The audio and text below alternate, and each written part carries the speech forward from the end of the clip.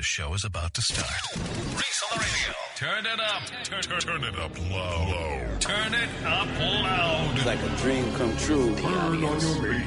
Reese is on the radio. Yo, let's get it. Due to the nature of this program, discretion does not exist. It's Reese on the radio. Right now on WTIC News Talk 1080.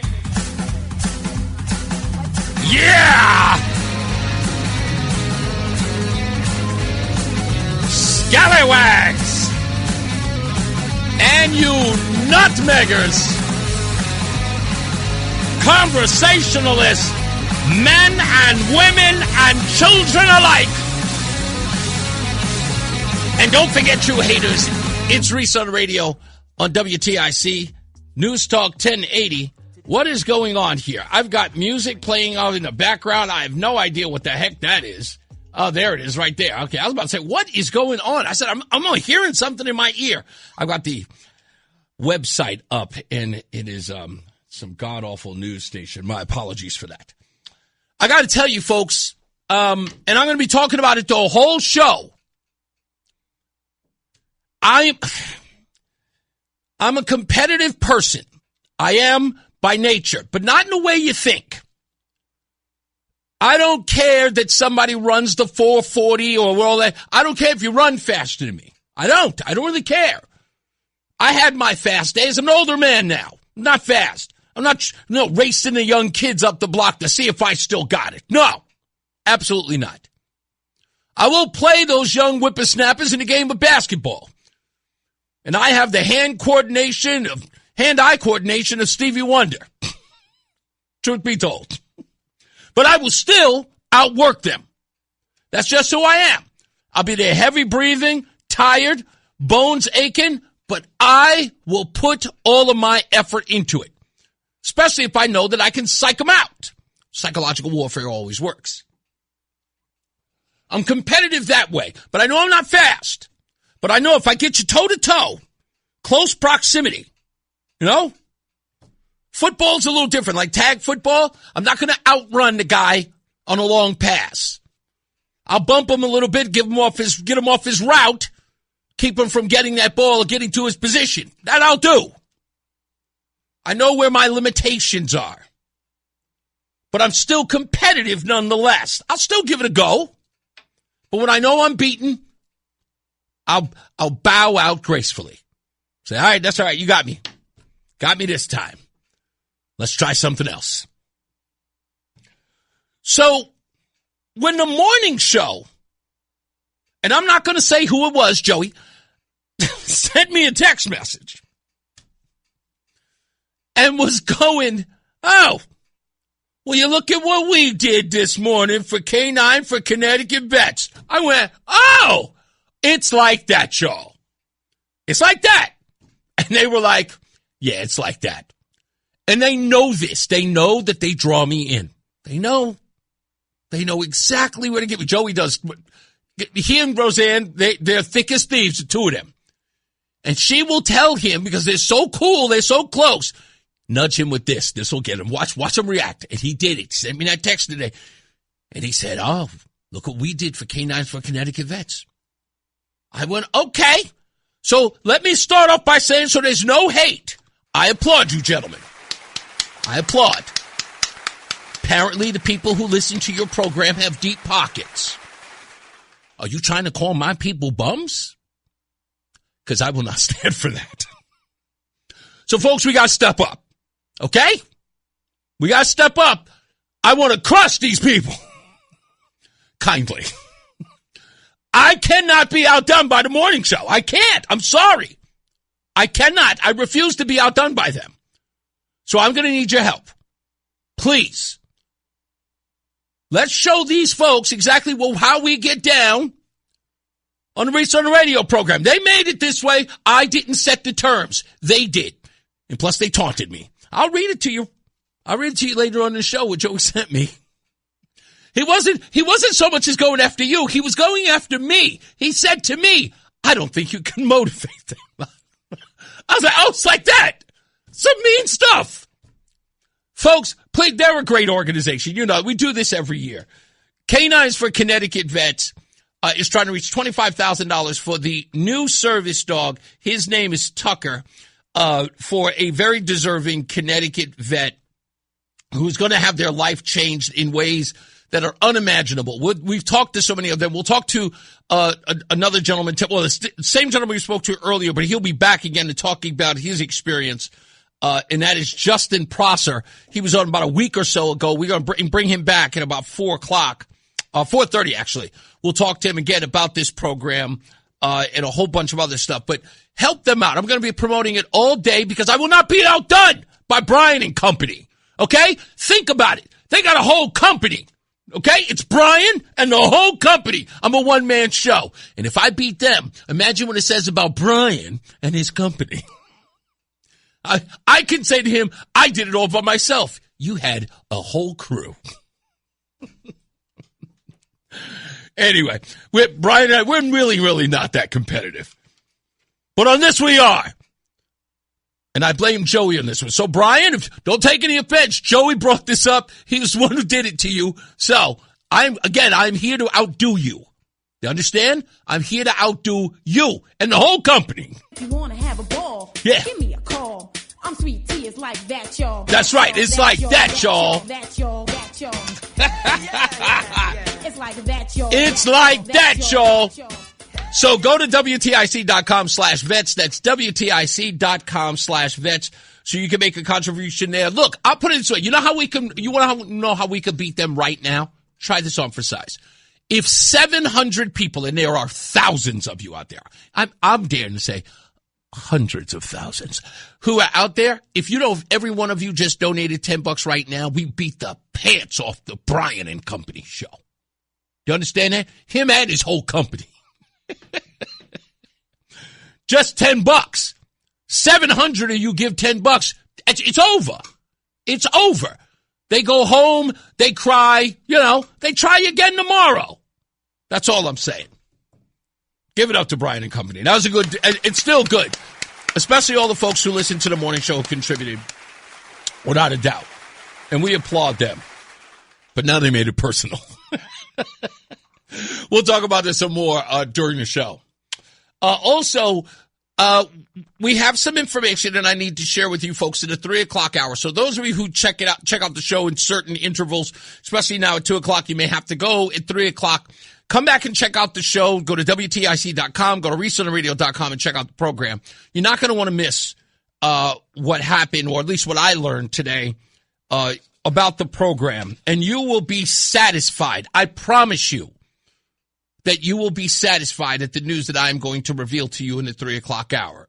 Why will you be satisfied? It's because I promised you something, and I'm delivering.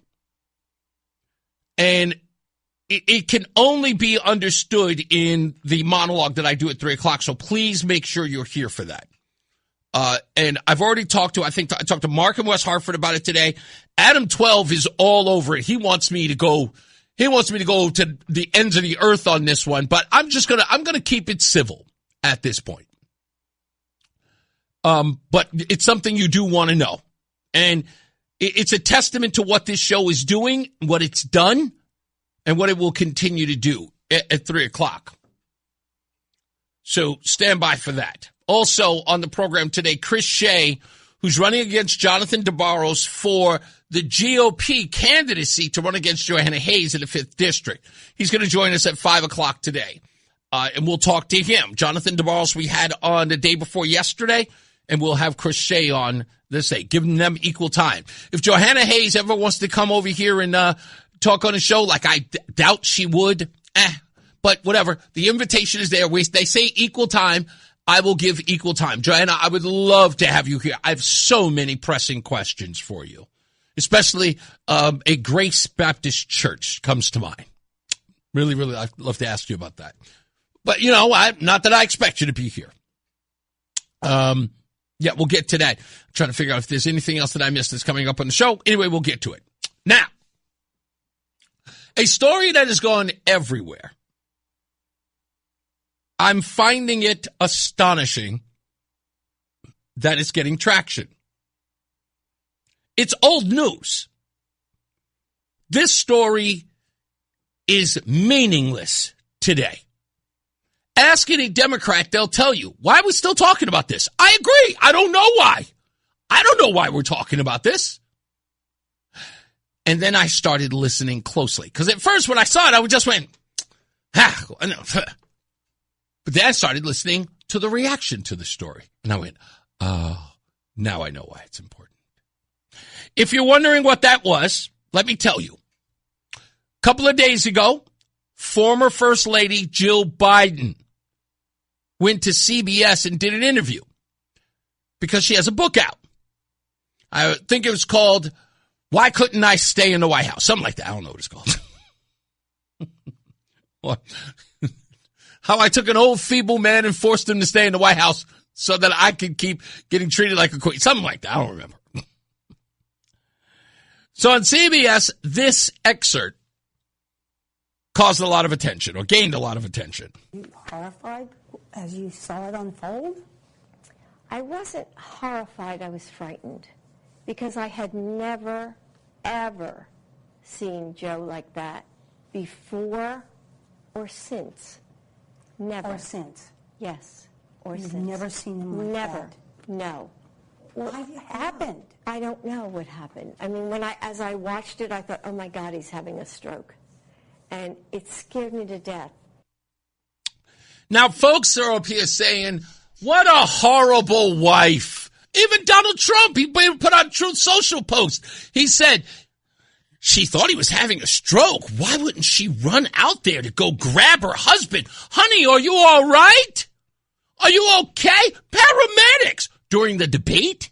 Are you folks really asking that ridiculous question? The country, the soul of the country, is on the brink. And you think, with all of the constantly saying that Joe Biden's tip-top, running circles around us, I have to prepare double time to keep up with the old man. He's doing handstands while balancing plates, while juggling knives and dealing with world affairs, they told us. And you think during the debate when he was a mumbling, bumbling fool, you think that Jill Biden, if she was so concerned, she would have ran out and said, no, people, stop CNN. Stop it. Joe, are you okay? For that to play out in national media? Hell, the world? You really think that she would have run out there and done that? He could have been attacked by wild piranha,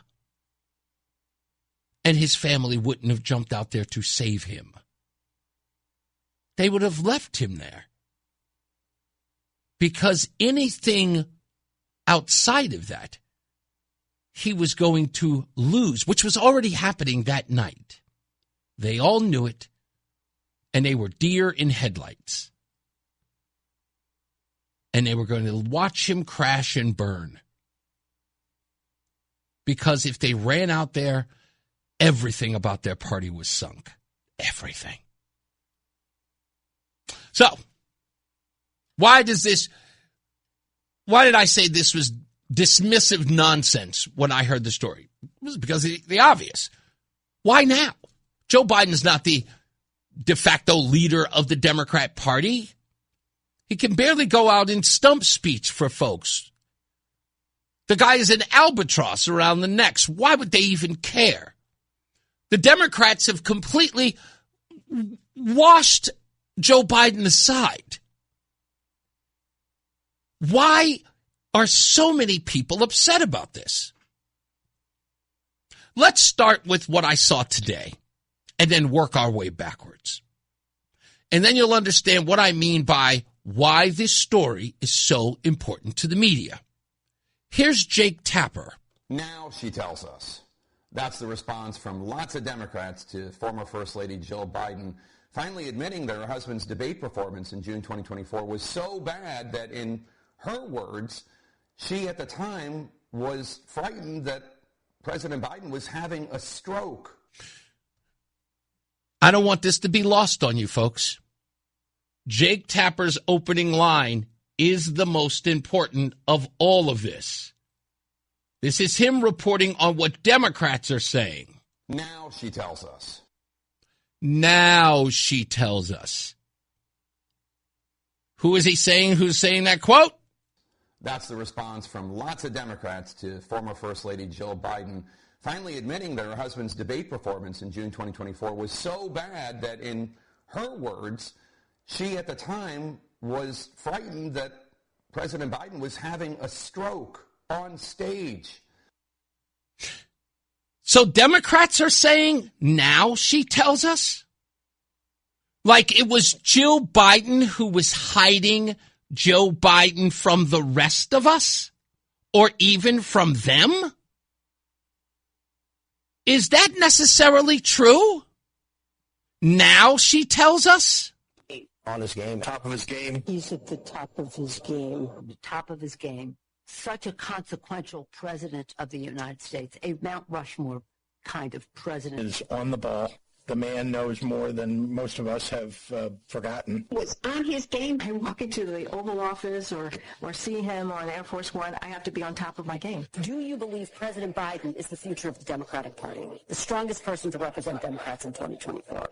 Absolutely. Biden is extraordinarily strong. Is the strongest, most accomplished president we've had in my lifetime. Boldest and strongest American presidents we have had. Focused and disciplined leader. Focused. His recall was good. Focused. He's detail-oriented. Fitness, his vigor is beyond question. As vigorous a colleague or boss as I have ever had. Fully vigorous and great mental and physical health. Effective and capable president. Fully capable of doing the job. Capable and ready to serve another term. Capable. Do you see what I'm seeing, folks? Do you not see it yet? Again, just so we're clear, Jake Tapper was the one who said, he started off. Now she tells us. All of these Democrats are saying that they were in the dark, that it was Jill Biden that was doing everything. I find that rich. We have much more to get into, but I'll tell you exactly what's being done. Again, it shows you exactly who the Democrat Party is. Not that you didn't already know. Stand by. More of this when we return. It's Reese on the Radio. Fan of WTIC? Then do us a favor. Download the free Odyssey app and favorite WTIC. All right. We are back. Reese on the Radio here, WTIC. Good to see some scallywags in the place. TCH says that I hope you ask Chris about doing a debate with Jonathan, and I want to talk about the situation at the convention. Both of those questions will be asked, just so you know. And he'll be here roughly at about maybe 10 to 5. He'll be on the program. We'll get to both of those questions. Back to my opening monologue. So what's the whole purpose of making this big deal about Jill Biden, former First Lady Jill Biden? Why the big hubbub? Two things are happening here, but only one they're talking about. The one they're talking about is, why is she doing this now? What's the purpose of this?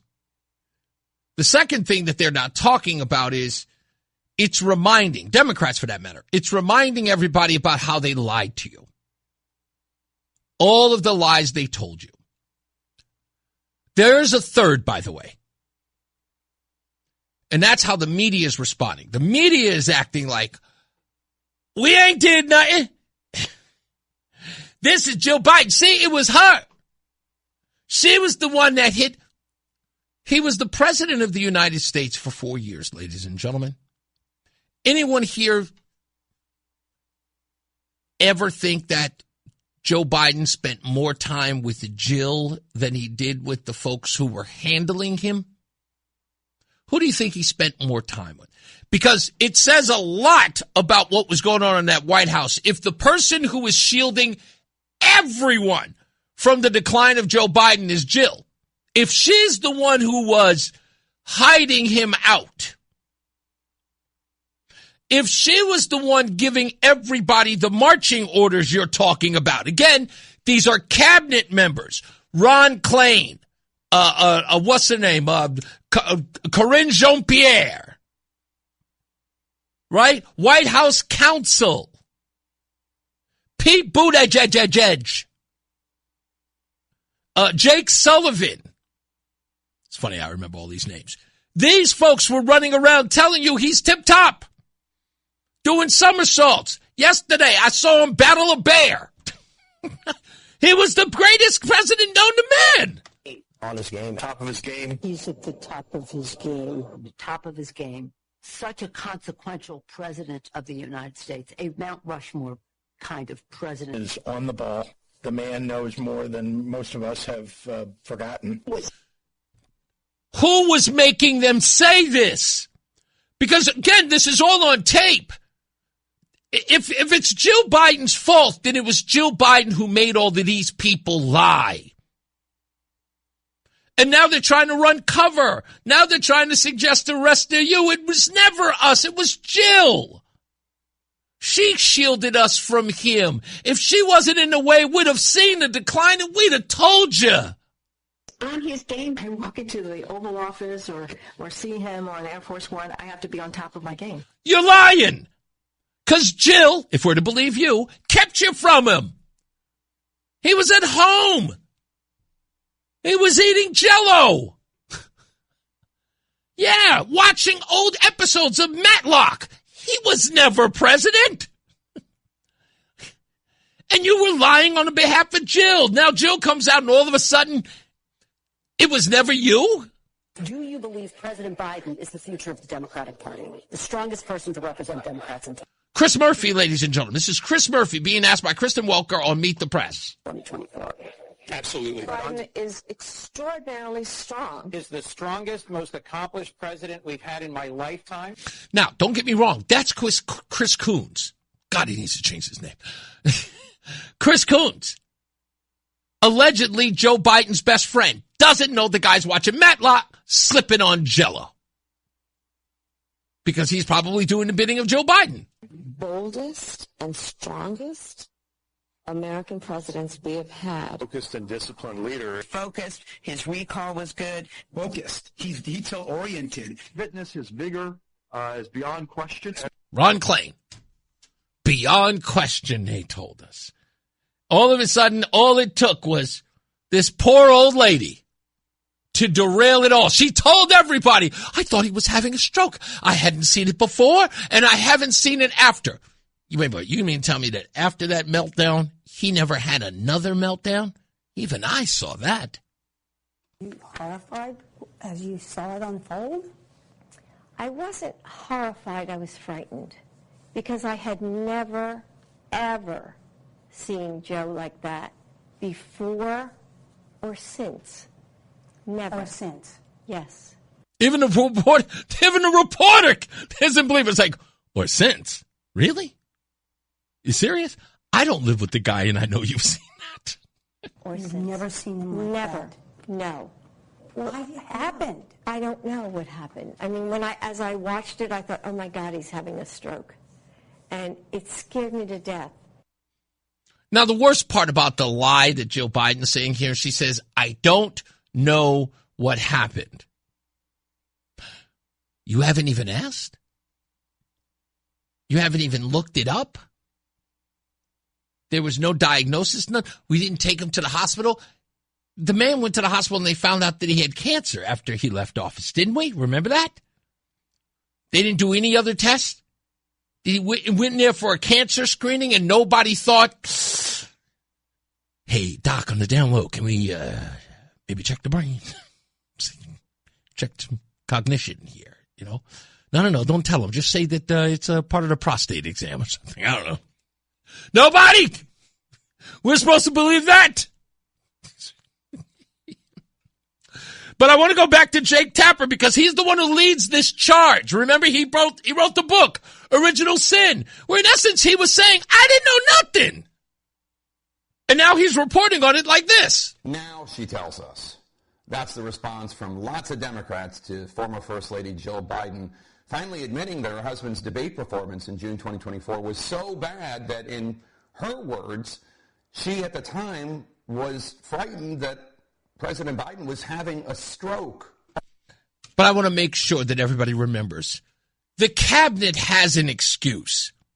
Ron Klain, Joan Pierre, J.B. Pritzker, Cory Booker, Christoph Murphy, they all have an excuse. He is the leader of the Democrat Party, and if that guy is out of his mind, so are they. And they know it.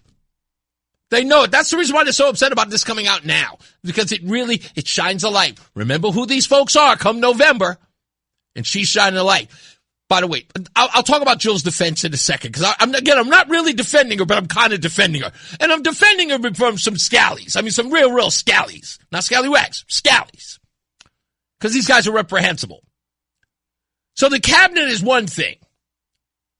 But we can't forget the media. And folks, I'm not talking about the average joke here. Like Morning Joke and Joe Scarborough. No. I'm not talking about Abby Phillips. No. The news media. The news media. The alleged mainstream objective news media defended Joe Biden. In particular, after the Her report, which had the pull quote, feeble old man. Remember that? Watch the response from mainstream news reporters and some of the talking heads. Special counsel Her's report came out, and it called President Biden a well-meaning elderly man with a poor memory. Do you agree with that? I absolutely disagree with that. Legal minds have said about this report is that it kind of goes, of course, outside of the scope of norms. His reporting and who he talked to went outside of what would be normal, even for a special counsel. Do you think that should be investigated or looked into? Because the judicial system, the judiciary, is kind of in not a positive view necessarily by the American public at this point. Again, these are people who you would expect to be defending the president. That's Jen Psaki. She used to be the press secretary for Joe Biden. She knows how detrimental it is for Her report to come out and say that about an old man who has poor memory. He's in the middle of a presidency. But again, like I said, it wasn't just the usual suspects.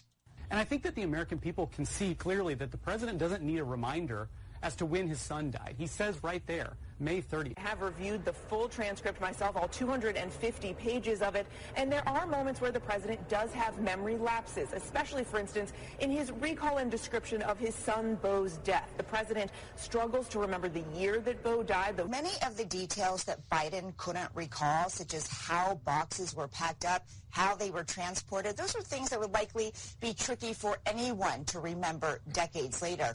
That's a CBS anchor making excuses for Joe Biden. Not their job, but they did it. That's not her job. Her job is not to editorialize what Robert Hur had in his report, to talk about what people do. No, just report. She's over here saying, well, that's typical. Some people don't remember. That's running cover for the president. That's not her job. Again, Jen Psaki, yes. Simone Sanders over there at MSBET, absolutely. But not the anchor. It is notable, though, that Hur wrote that Biden could not remember when his son Beau died. That's just not true. He said it's just not true. She said that. It's just not true. Folks, what did we find out? He didn't remember. He didn't. It was true he didn't remember when his son Beau died. He did a press conference holding the rosary, to which he pointed out during that press conference where he got the rosary from. The church that held the funeral, that had the funeral service for Beau. Does anybody remember what happened? In the middle of that press conference, as he was starting to talk about where they held the funeral services, Joe Biden forgot. the name of the church right in front of us, live on television, proving that Robert Hur was right. He couldn't remember details.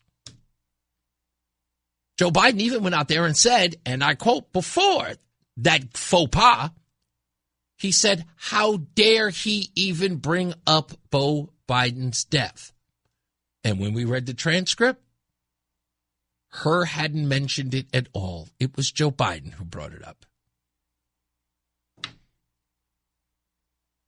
Said President Biden portrayed himself as an elderly man with a poor memory. Special prosecutor could have written the same report without using these words. Elderly man with a poor memory. What is the word elderly doing there? He's someone who often has gone down verbal cul-de-sacs and meandered into another story. That's part of who he is. That's his brand for the past 50 years. So when Jake Tapper does this song and dance for you, you know? Now she tells us. You have to look at it and just go, aren't they kind of throwing this woman under the bus? When we come back, I'll explain why Joe Biden's even writing this book. Some of you have forgotten there's something very important about having written this book in the first place. We'll explain when we get back. It's Reese on the Radio. It's Reese on the Radio on NewsTalk 1080 WTIC. Matteo writes, she wrote the book because she doesn't care about him. He's just a meal ticket, and that's how he treated everyone else. So, part right here, Matteo, which goes right to this part of the show. Because I know a lot of people are saying, why would she write a book about this? Because they have to. They have to. Pimping ain't easy. It's just not. It's not.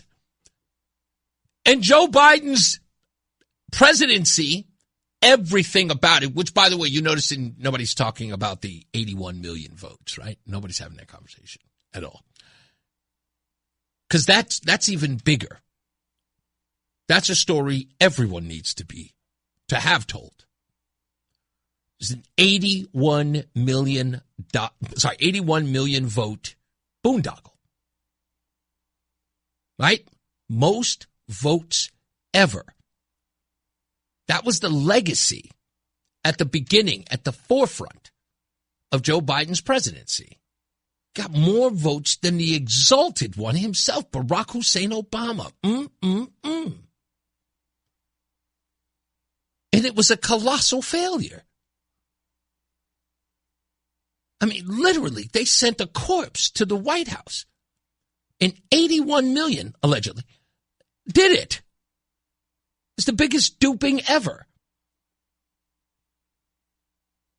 And he can't fundraise. He's out of power. He's feeble. It was always about Joe Biden. Everything that he got was handed to him because of his status and stature. And that is no more. You can't be caught giving this guy money. For what? He has no influence. Okay? This guy couldn't get you pole position at shuffleboard. Okay? He is of no use, so everybody else has got to pimp themselves out. Just is. Joe Biden's book, what is it going to be about, huh? China patterns? Everything Jill Biden can tell you is about somebody else's story because her story is lame-o. It's boring. She's trying to make it appear like she was just this wayward woman who was sitting around watching everything implode around her or explode around her. Oh, it was so difficult for me. My husband on that stage, falling apart before the world's eyes. I was so scared. That's all it was about. And people see that. They know that she's doing this for her own, legacy. She wants to be seen as some sort of victim, as a first lady. They all want to be Jackie O. Come on, let's be honest. They all want to be Jackie O. But they can't. It just can't. It's not for everybody.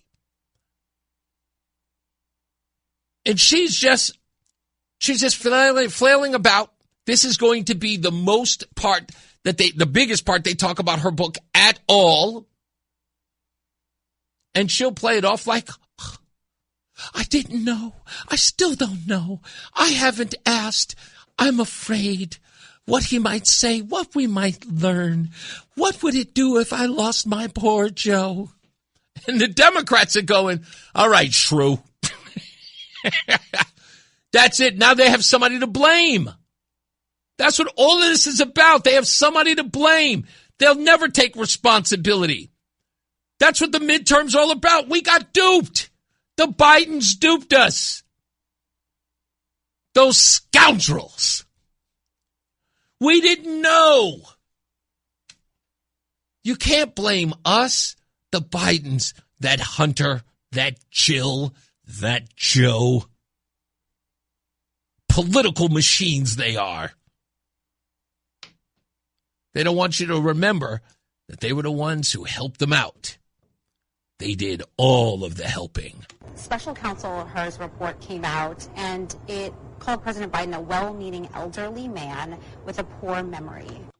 On his game, top of his game. He's at the top of his game. The top of his game. Such a consequential president of the United States, a Mount Rushmore kind of president. Is on the ball.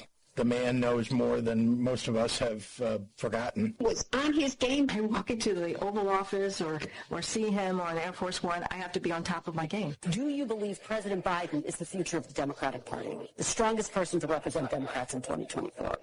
Absolutely. Biden is extraordinarily strong. Is the strongest, most accomplished president we've had in my lifetime. Boldest and strongest American presidents we have had. Oh, Jill's going to get the worst of it.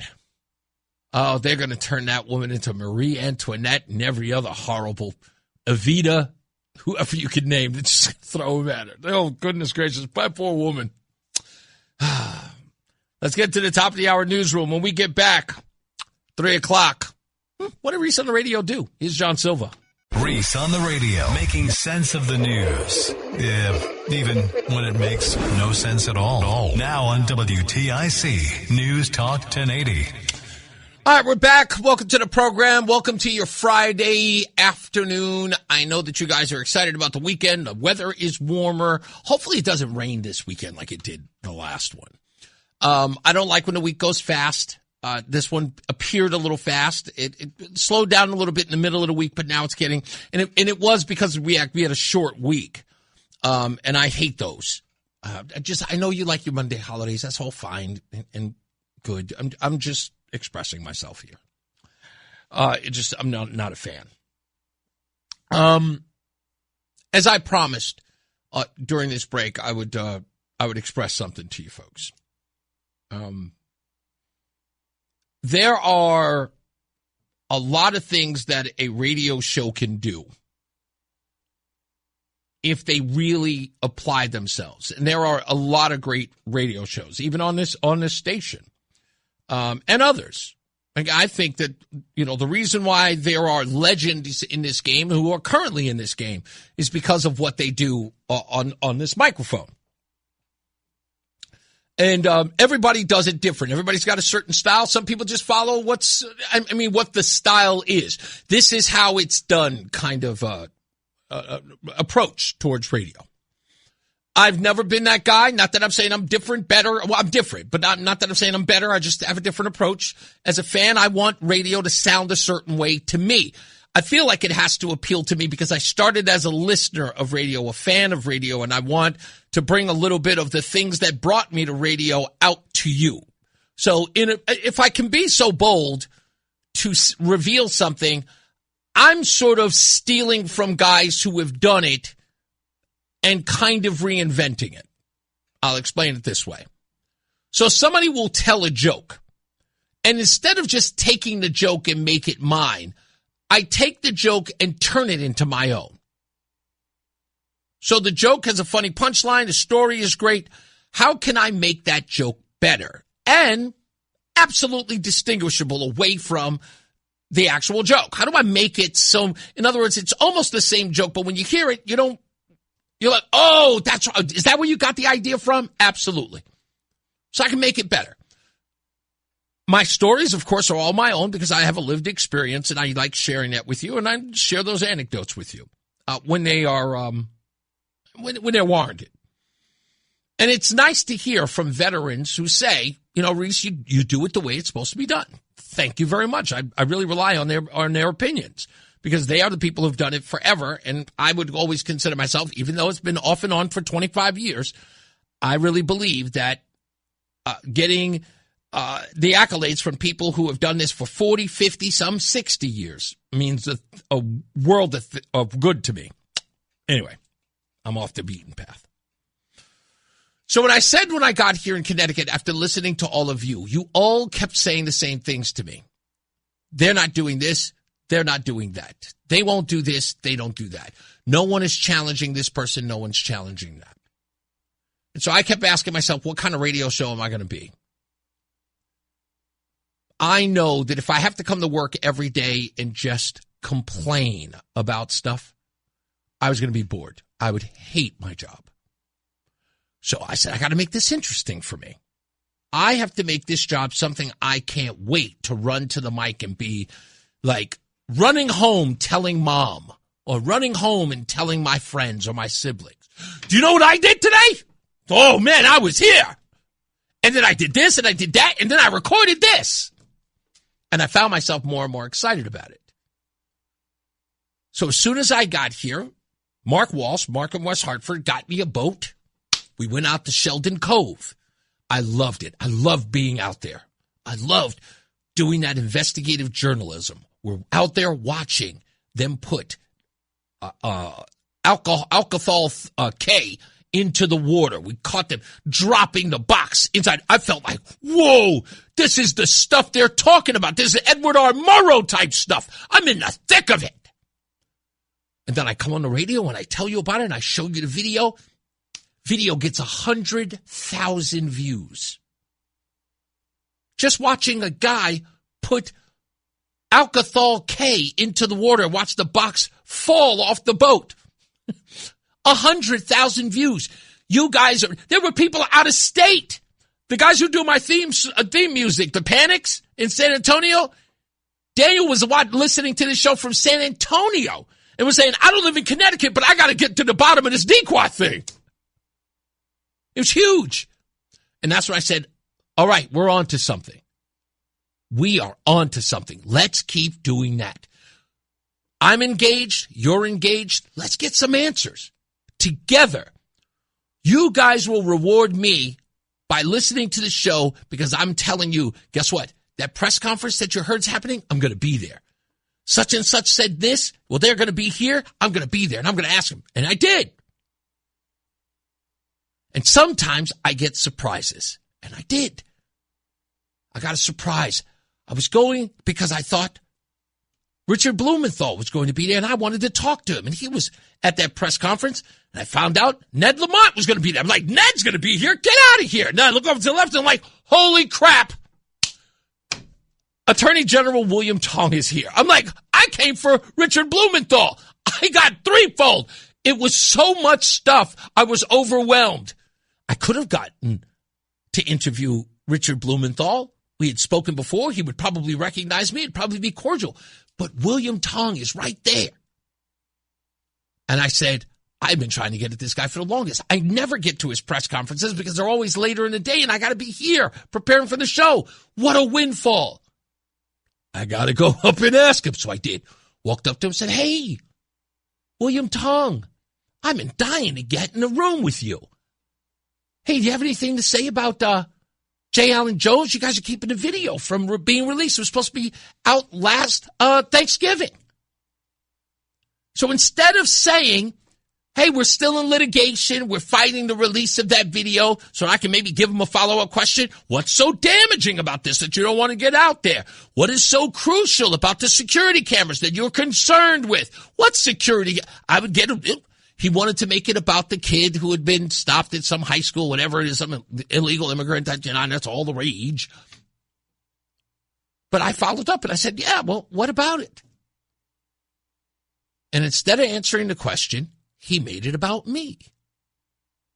And so he said, well, Reese, after hearing what you said on your show about me and the African American community, and I find it deeply offensive, so I'm going to say good luck to you. Now, trust me, folks, when he said it, the hair on the back of my neck stood up.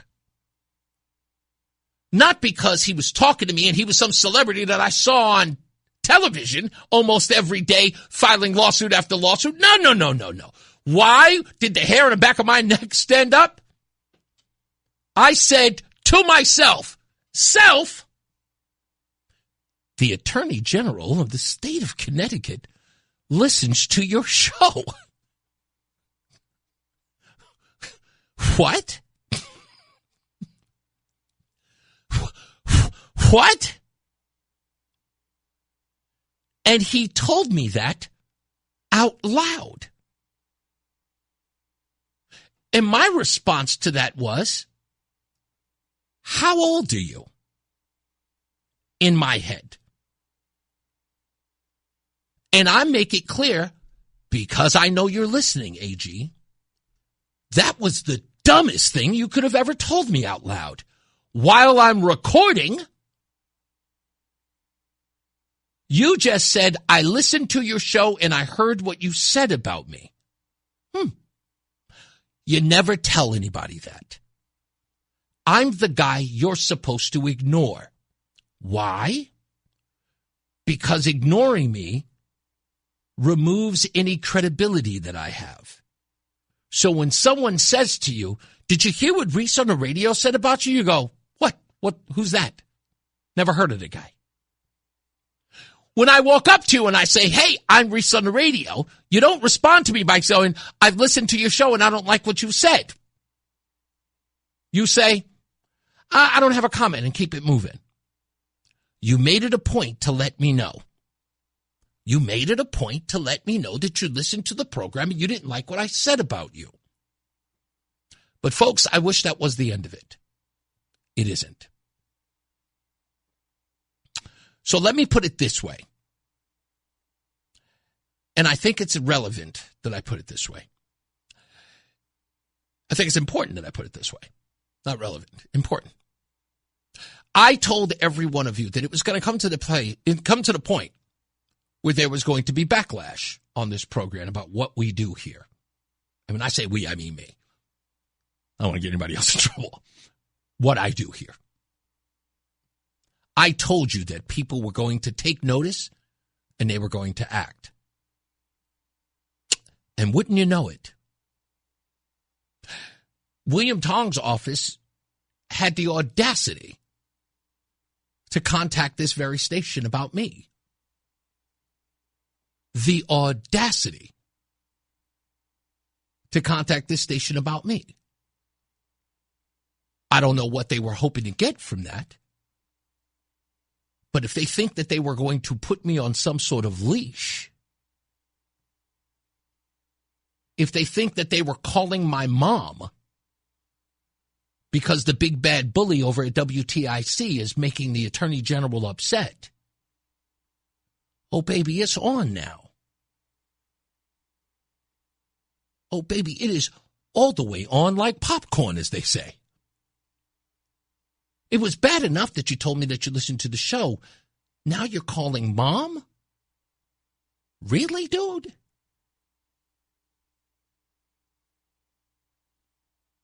And the nature of such a phone call, the nature of which. Now, I'm not even going to get into that part, but I'm going to tell a story about a particular newsroom here in Connecticut. I spoke to the individual, and I know I told you this story before. But a public official who didn't like questions being asked to them had the audacity to take her team, yeah, that's right, her team, to a newsroom,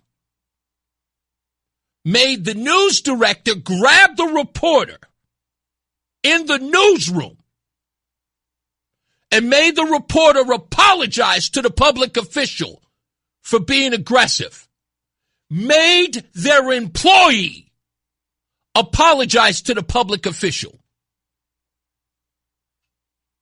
That's how they get down here in Connecticut. It happened way before my time here, ladies and gentlemen. That journalist is no longer out here. That public official is no longer here. But that's how they do things here. They call mom and dad. Hey, put a leash on him. I don't want to see him at press conferences. Don't have him ask me questions. And apparently, people tell you to capitulate around here. When I say around here, I mean the state.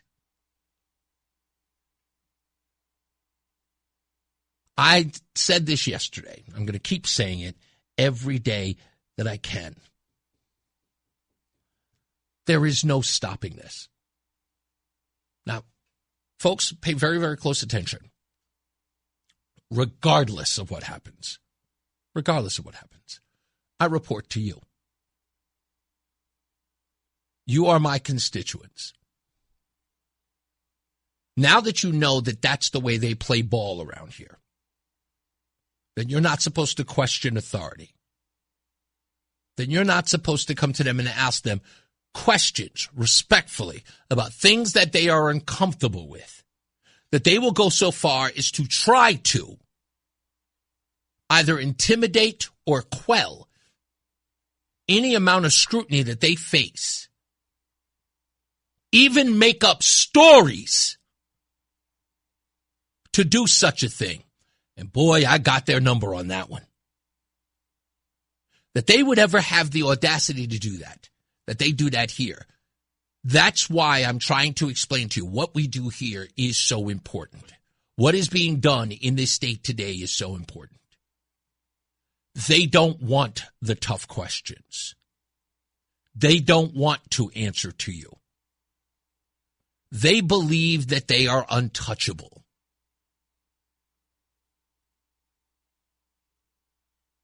The rest of these folks, and I don't know who they are, I know nothing about them. I don't want to know them. There are some people who I met. Mike Cirilli, I met him. I can't remember Mike, the guy who always in the bow tie over at, what station is he? I think he's at TNH too. That's the other Mike, but I know Mike Cirilli. But I'm not saying when I know them, I mean, we're friendly. We speak now and again when we're out on the field.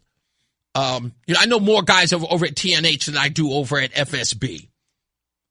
But I don't know exactly how they get down when it comes to these elected officials. Well, I know how one person gets down over at FSB when it comes to the governor, but that's neither here nor there. I know that this thing is about access. I know this thing is about being in the room. I know this is about being cuddly with all of these folks, not holding because you want to be in the parties. You want to be able to get access. Will you hold an interview with me? Will you come down to the studio? Can I get an exclusive? Because that, to them, that's prestige. To them, that's, I spoke to the governor. I've got it on my resume. I don't want any of you folks on my resume. I don't want any of you on my resume. I want you answering questions. Do you understand that? That's all I want from you. I want you answering questions for the people. I don't want to be your friends. I don't care about being your friends. Your job is to serve. You guys have got it out of your minds that you are somebody other than that. The fact that you would even go so far as to play with me like this means that I cannot stop. You are egging me on. You are begging me to do more. I'm coming to the press conferences. I will remain respectful, but I will be there. I will continue to question your integrity. I will continue to question what you do in office. And if you malign individuals, if you treat them like they are dirt, if you can take a woman who was sexually assaulted and remove her from the state, close to her grandmother and move her all the way down to Delaware. Why? Because you're trying to shut her up or intimidate her. And we find that to be reprehensible. And we think your office is responsible. You can call God, for crying out loud. I'm still going to be there. You hold up the videotape of a man that a coroner said was murdered. And when somebody comes in and asking you about it, why won't you release the tape so you can give that family some semblance of justice? His son, a sense of justice. His son's mother, a sense of justice. His own mother, a sense of justice. And you think that that is pushing too far? How dare I? I'll be there even more. I don't even know that family. I don't know them like that. They don't owe me anything, and I owe them nothing. But I owe it to the people of this state to get to the bottom of that story, because it is horrendous what happened to that man. And if I think that race plays a role in it, I have every right to question it. If you don't believe that, if you don't think that's his, if you think that's an unfair assertion made by this host, address that too. But you will not shut me down. At all. You can try. But you won't. We'll take a break. We'll be back. More news, more views when we return. It's Reese on the radio. Spider-Man, Spider-Man. Hey, he's your friendly neighborhood Reese on the radio. Right now on News Talk 1080 WTIC. All right, we're back. Reese on the radio, News Talk 1080 WTIC. Did you hear this story about Governor Kathy Hochul? I don't know, like everybody online is immediately going to say, Lamont's going to do it. Not if November happens, folks. Not if November happens. So relax.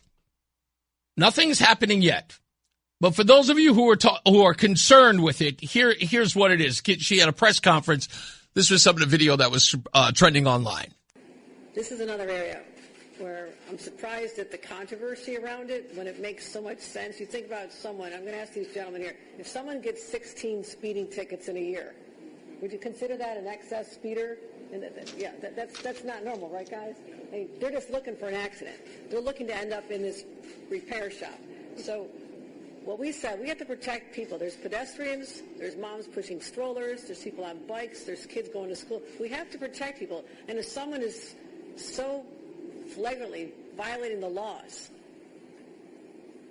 that there's a callous disregard of human life, is the only way I can describe it, there have to be consequences. Have to be. So now we have technology that says there's a device that can be installed in a vehicle that would limit how fast you can go. And I think that's what happens. There's plenty of notification. You can appeal if you want to question one of the tickets in the prod. There's due process. We'll make sure. But installing this, and if you don't install it, after 45 days, you lose your registration. You should not be on the roads if you don't care about whether or not you're going to kill somebody. And when you hug a mom, lots of moms, as I've had to do over the last few months, who've lost children, that pain never goes away. But they at least have some comfort in their hearts that maybe they can prevent the next family from having to grieve the way they did because of someone's reckless indifference to life. Now, what she's talking about, according to the report, let me turn it down a little bit. She signed legislation this week as part of a state budget that forces drivers with 16 or more speed camera violations in a single year to install an intelligent speed limiter device. The gadget wires into your vehicle's onboard computer system and uses GPS to read the posted speed limit and physically prevents the car from going faster than that speed limit. And, of course, as you heard her say, you missed a 45-day deadline to get it installed and your registration gets revoked, you're off the road. Now, many people drive without a registration, okay? Regardless of that, it's just They drive without a registration. Anyway, the bill, which is called the Stop Super Speeders Act, targets about 14,000 to 18,000 vehicles in New York City alone. Many of them luxury cars racking up tickets in school zones, red light camera areas. And Hochul calls these drivers callous. They have a callous disregard for life and says that the device is the only way to stop them from killing people. On paper, 16 tickets in 12 months is outrageous. So in essence, I don't know if there are plenty of people who have speed camera violations at that rate. I know there are some people who speed in these work zones without, beyond a shadow of a doubt. I know there are some of these people who speed on the road all the time. When the speed cameras come to Connecticut, I'm sure that those numbers will be available within the first 6 months, much less a year. I don't think they're going to wait that long. They'll start reporting on that immediately. They said, here's where it gets interesting and concerning. The device says stays in the car for at least a year. Repeat offenders face 2 years, 3 years, or even permanent installation. Tampering with it brings big fines around $1,000 to $1,500.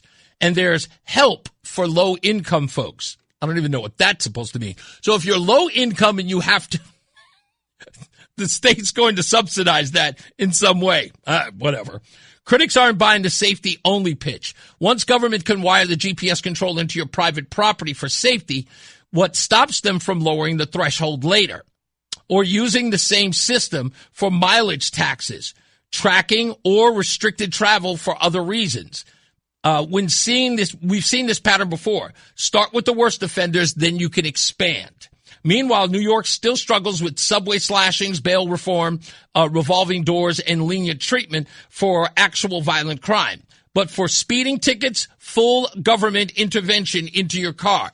Which, again, what has ever stopped the liberals from finding a way to get directly into your personal life when you drive? What's to stop them? I don't know anybody, unless there is a large number of people. I didn't look into this, but I saw it right before the beginning of the show. And I said, I just had to ask that. I was like, what is going on? Like, what is going on that you have to put, that you would actually put something like this in the vehicle that would track to your GPS, or we track by GPS, and you're driving. And this is the part that I almost find dangerous. And I was just thinking about this yesterday as we were driving to Walcott. What if the posted speed limit is 25 miles per hour? Right? And this device will not let you travel faster than that. But there is an emergency that you have to speed up for. I don't know if you've ever seen, Roland, have you seen that movie, Final Destination? Which one is the one with the, have you ever seen those movies? Yeah, which one is the Final Destination where the woman is traveling and the log truck is driving and the logs start falling off? That was like the first or the second one, right? Yeah, I think that was the second one. Yeah, what if you get into a situation like that where acceleration would save your life? Not slowing down. What if you have to speed up in order to survive? You would be screwed in that situation. You couldn't speed up. And by the way, what if would they do that to a Tesla vehicle? Could they do it to a Tesla vehicle? This is the reason why I have to get a Tesla. I found a way to actually incorporate Tesla into the conversation, didn't I? I haven't talked about it in a while. Slow down.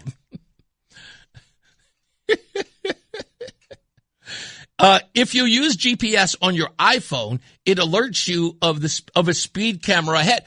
No, it doesn't. I've never seen that, Craig. I've never seen that. It does? It will tell me if there's a police officer there, but maybe I haven't seen a speed camera. I mean, that's the problem. It tells you, the GPS will tell you there's a speed camera? I've never seen that. Never. I'm not kidding. I've never seen a speed camera show up on. It's not just iPhone.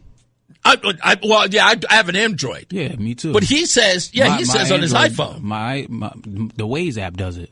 Oh, well, what about regular Google then? I'm sure Google regular Maps. Google Maps does it too. I've totally never seen that. I've seen when police has been up there, objects in the road. Objects in the road. Yeah, police, that kind of stuff, yeah. Camera at the light ahead is a camera. Really? I've never seen that. It lets you know, light ahead, there's a camera at the light ahead. I never saw it. That's so wild. You know the part that bothers me? This is true. What are you supposed to do? This happened to me yesterday in Walcott. So I'm driving, and it's all hills, and, it's like everything is up on the mountain. And so we're driving, and there's a car behind me. And I'm always kind of pressured when there's a car behind me to do a little bit more than the speed limit. So on one particular road, the speed limit says, I think it says about 30 miles per hour. Wow. And again, it's going uphill. Yeah. I recognize that it's 30 miles per hour, but I'm noticing that because the car's up behind me, I'm doing, if I'm at best, maybe 40. But it's a small little, quaint little part of town, but I'm doing 40 and I notice it. And then on the road, I'm noticing that other cars are passing me. Yeah. When it says 30 miles per hour. So I'm keep saying to myself, like, am I going too slow? I'm 10 miles over the speed limit. Like, what is that supposed to mean? Like, I almost feel like I should be traveling with the movement of traffic. The flow of traffic. The flow of traffic. Thank you. There's the term. I feel like I should be moving with the flow of traffic. In my head, I'm going, but wait a minute, I'm doing what? I'm always worried that there will be a cop. Mm-hmm. And I'll be doing 40. The guy in front of me will be doing 45. The guy on the right and left side of me is doing, 46 or whatever. And he'll pull me over because I'm doing 10 miles per hour over. I don't even know what to do in that situation. Now, Roseanne, who's kind of a bully on the road, you're doing the speed limit. Stop speeding up for him. And I'm like, I don't know. I'm just going with the flow of traffic. I feel like I have to. I always just drive with the flow of traffic. Yeah, I always just drive with the flow of traffic. Because they're not, when you're driving with the flow of traffic, first of all, you're staying a safe distance. Right. You're not you're not weaving in the outer lanes. Right. People do that a lot here. Yeah. So you're not doing anything that should cause you to get in an accident, even though you may be driving over the speed limit. Technically, you're giving yourself a safe amount of space to stop. Right. You're doing all the right things except for the speeding part. Yeah, that's what I'm saying. I don't like the speed. I hate doing that. And a lot of police they're not pulling people over when they see it's a flow of traffic. Right. They see everybody going to the same speed, flow of traffic. They're looking for the guys that's weaving in and out. The guys are going speeding nuts. Past the flow of traffic. Yeah. Or doing crazy stuff. So. Dan says, my new 2026 2500 HD tells me when there's cops ahead on the GPS screen. Yeah, all the newer cars kind of come with a basic, like a Google Maps kind of GPS system, and ours has the same thing. But again, I've never seen a speed camera show up on my thing. My car tells me when I'm approaching the speed cameras going into Middletown, Carmela says. Yeah. I've never seen this. Yeah, it happens. Huh. And I know, Ben, thank you. I thought I said Woolkit. Did I not say it right? You did say that. I did say Woolkit, right? Yeah. But thank you I know you guys are particular in New England about your pronunciations about towns. I'm trying. Even Roseanne, who isn't even from here, gave me crap about Coventry. Yeah. She said, it's Coventry. I'm like, you're not even from here. Well, some of the people I met from there call it Coventry, so. Yes, that's the only reason why I called it that. Yeah. And she was like, no, it's Coventry. I'm like, ugh, New England again. It's the part that I will say this before we take a break. Speaking of this. Coventry. I used to say Coventry all the time. Really? With no issues. No issues, right? Let me throw this at you because this I've never understood. So when I got here in 2004, I remember saying on the air that we were by that Sigourney Street. And people called up and screamed, Sigourney. And I said, okay, forgive me. I saw Sigourney. It looks like it's spelled Sigourney. And I said, I only got it because of Sigourney Weaver, and I know she spells her name like that. Yep. Well, look who was born in Hartford. Sigourney Weaver. I'm like, so I was right the entire time. No one's ever called her Sigourney. No. Not one person. She's from here, and you guys call her Sigourney, and you get on my case because I called the street Sigourney. I was like, what? I can't win with these people at all. It's actually pretty funny. Yeah, it should be Coven Try. Right. If you want to be. That's right. If you want to be alliterative, It is Coven Try. All right, we got to take a break. We'll be back. More news, more views. It's Reese on the Radio. It's Reese on the Radio on News Talk 1080 WTIC. Also, make sure, folks, go to WTIC.com/vets. WTIC.com/vets. The folks in the morning show today, okay, it was Joey, sent me a text bragging about how well they're doing on the morning show for this charity we do every year. This year, the service animal or service pet is Tucker, and he is going to be paired with a deserving Connecticut vet coming soon. The training is happening as we speak. Then they'll choose a veteran, and they'll go through the process. We're going to talk to somebody who's gone through that process today, Justin Prosser, who was the 2024 recipient, I believe, if I remember our last conversation. He'll be on the show. Again, we'll talk to him because he and many others at the Forever in My Heart Foundation are asking you to please give so that we can get this done, so that we can continue to help out these veterans who are dealing with PTSD and other ailments. And these service dogs make their lives absolutely changed forever in such a good way, and the good work that all of these folks do in getting this done. The only way it can be done is through your charitable giving. So if you could, please ask your friends, ask anyone, even as little as $10 or as much as $10, considering your bracket, just give. Go to WTIC.com/vets. WTIC.com/vets so that you can give and so that I can get some bragging rights. So these people are not making me look like a washed up bum because that's the way they're looking at me. All right. They're literally rubbing my face in it this morning. It's like, oh, did you know what Brian did today? And I didn't want to say anything. I didn't want to say anything. I was simply just like, all right, fine. I thought I was doing my part. I'm going to continue to do it today. So if you could, kind of make us look good. It's like our listeners versus their listeners, okay?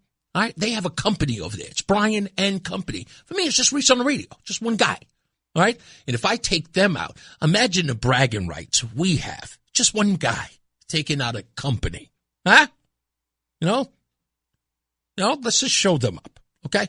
So go to WTIC.com/vets, Canine for Connecticut Vets. Again, we'll talk to Justin, who's going to join us at about 4:40 this afternoon. We'll talk to him again about his dog. Astor is his name. It's weird that I always forget his dog's name, but I should know that. Astor.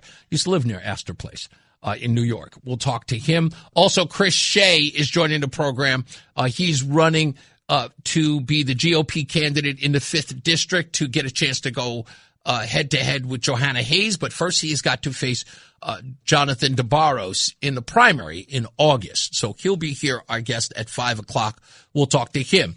When we get back, I want to talk about these dirty, disgusting, and god-awful details at CSCU.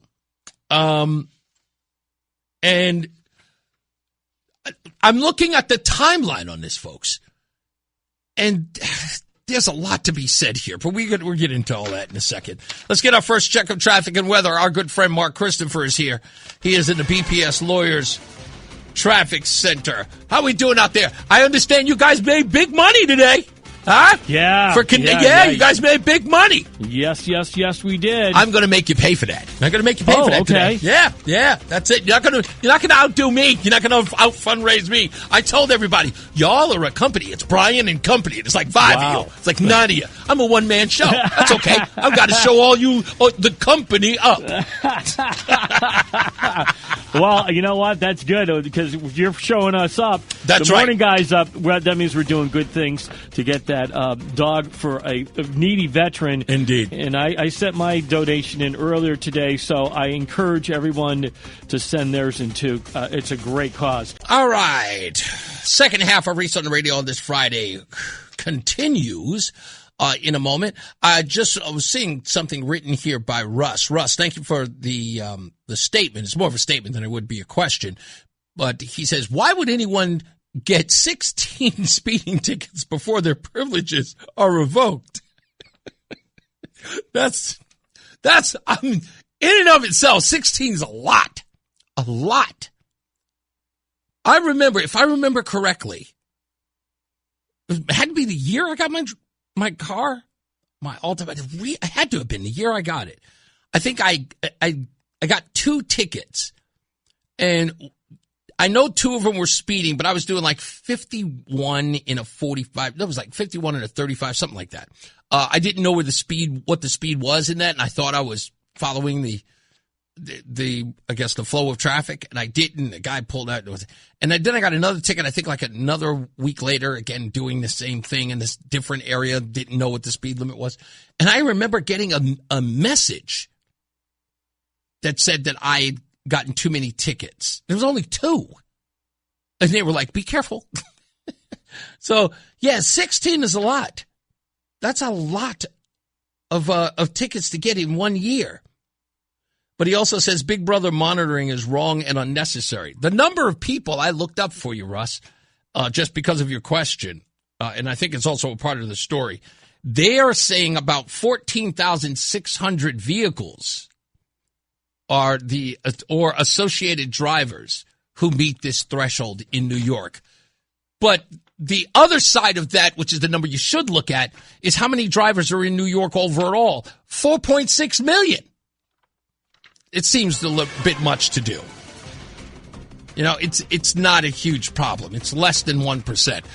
Speaking of driving, let's get back to the traffic. Mark Christopher, he's in the BPS Lawyers Traffic Center. How many tickets you ever get in a year, Mark? Ever? Ooh. Like speeding or anything like that, or even parking. Man, maybe 1, but yeah, I right? don't remember the last time I had a ticket. Exactly. It's been a long time. You're at an age now where breaking the law is just an unnecessary. It's cumbersome. I'll tell you what. I got pulled over in Manchester on my way to the airport back when we used to have the plane up for traffic. And I was right near Manchester Honda, and I ran the light there. I was running a little late, and the cop pulled me over, and, he took my stuff. And he said, "You know why I'm pulling you over?" And I said, "Yeah, I ran the red light." And he said, "Well, I appreciate your honesty. Have a nice day. I'm just going to give you a warning." So I got off just because I wasn't being a jerk to the guy. Really? Yeah, it was a state cop. But yeah, I was, and I just said, "Yeah, I ran the red light. I know I did," and and he let me go. So that was the last time I think I got pulled over. So I lucked out there. Never tell Mark Christopher your dirty secrets. He may fold under questioning. Exactly. It's Reese on the radio on News Talk 1080 WTIC. All right, we're back. I'll take Jim. How you doing, Jim? Good. How are you? Pretty good, sir. What's up? I was thinking of something that, on the other side of Lyman, they're also manufacturers. They have a big factory right off of 91 in Middlefield. Mm-hmm. They manufactures dyes and sights. Like my father in the 50s was rebuilding a 1914, 1916 Mauser, and he was friends with Charles Elihu Lyman, and he bought Lyman sights and scopes. And also, okay. I didn't hear the word that you were saying there. So sights and scopes for rifles. Yeah, for rifles. Wow. And 4 miles from the Lyman Orchards is the Blue Trail Range. It's still in the Lyman family. I do know that. And it's very extensive. I mean, you could get your state permit through there. Get a Massachusetts permit or a 30 state Utah permit. And there's a lot to do there. She'd probably be interested to check it out. We went to the Lyman Orchards 2 weeks ago. I know you did. Oh, okay. And the range is only 4 miles away in Wallingford. Oh, okay. And it's not far from the Oakdale Theater, and it's southeast on Route 156. Well, I'm going to be there on the 17th for... I know you are. Yeah, I'm going to be there for the... I keep tabs on you. You keep tabs on. Thank you. Yeah, I'm going to go to the Open Door Outdoor Open. I think that's the name they're going to end up giving it. With Davey Edwards and my best friend Chris B. They're going to be there, so we're going to go check them. We're going to go check that out. I'm going to only stay for a little bit, and then because it's on a Wednesday, but it starts relatively early, so I'm going to be there 8:30, hang out until about roughly 10, 11 o'clock, and then get back here. I'm going to have to do some prep work the night before, so I don't have to, One thing rush. to do. Your wife probably enjoy it. Yeah, she loved the house. We took the tour. John Lyman gave us a tour of the house that's on site. Such a beautiful place. Yeah. It was a lot of fun. Well, thank you, Jim. I appreciate you giving us a heads up on that. Yeah, I know you're a busy man. Thank you, sir. I know. I'm trying not to be. I'm trying to get as much done as I can and then relax, but I don't think that's really in the cards for me. And that's okay. That's fine. Don't worry. I keep tabs on you. Well, I appreciate someone doing it. Thank you, buddy. Bye. Bye-bye. So this CSCU thing has been talked about here on the news, top of the hour, bottom of the hour. And I saw some of it, and some stories you want to stay away from, because one of the things, I had to apologize to John Silva, because I said, I talked about the man who is at the center of this, Mr. John Maduco. And as I started going through the details of this story with the interim chair here, there was a story that said that he was referring to himself as Dr. Mandingo. And so during one of the breaks, when we were talking about it, like all the revelations in the story, I said, for more on Dr. Mandingo, John Silva's in the WTIC newsroom. So he didn't hear me say it. I mentioned it to him. He's like, thanks, Reese. Because I just couldn't believe the story. And I'm like, I don't know if I even want to do this story, but the story gets worse the more I dig into it. Especially because of this. We're talking about a sexual harassment case that involves multiple people there. And that involves this one individual, again, the aforementioned John Manduco, or Maduco. And he resigned, yes, on April 24th, one day after being placed on administrative leave.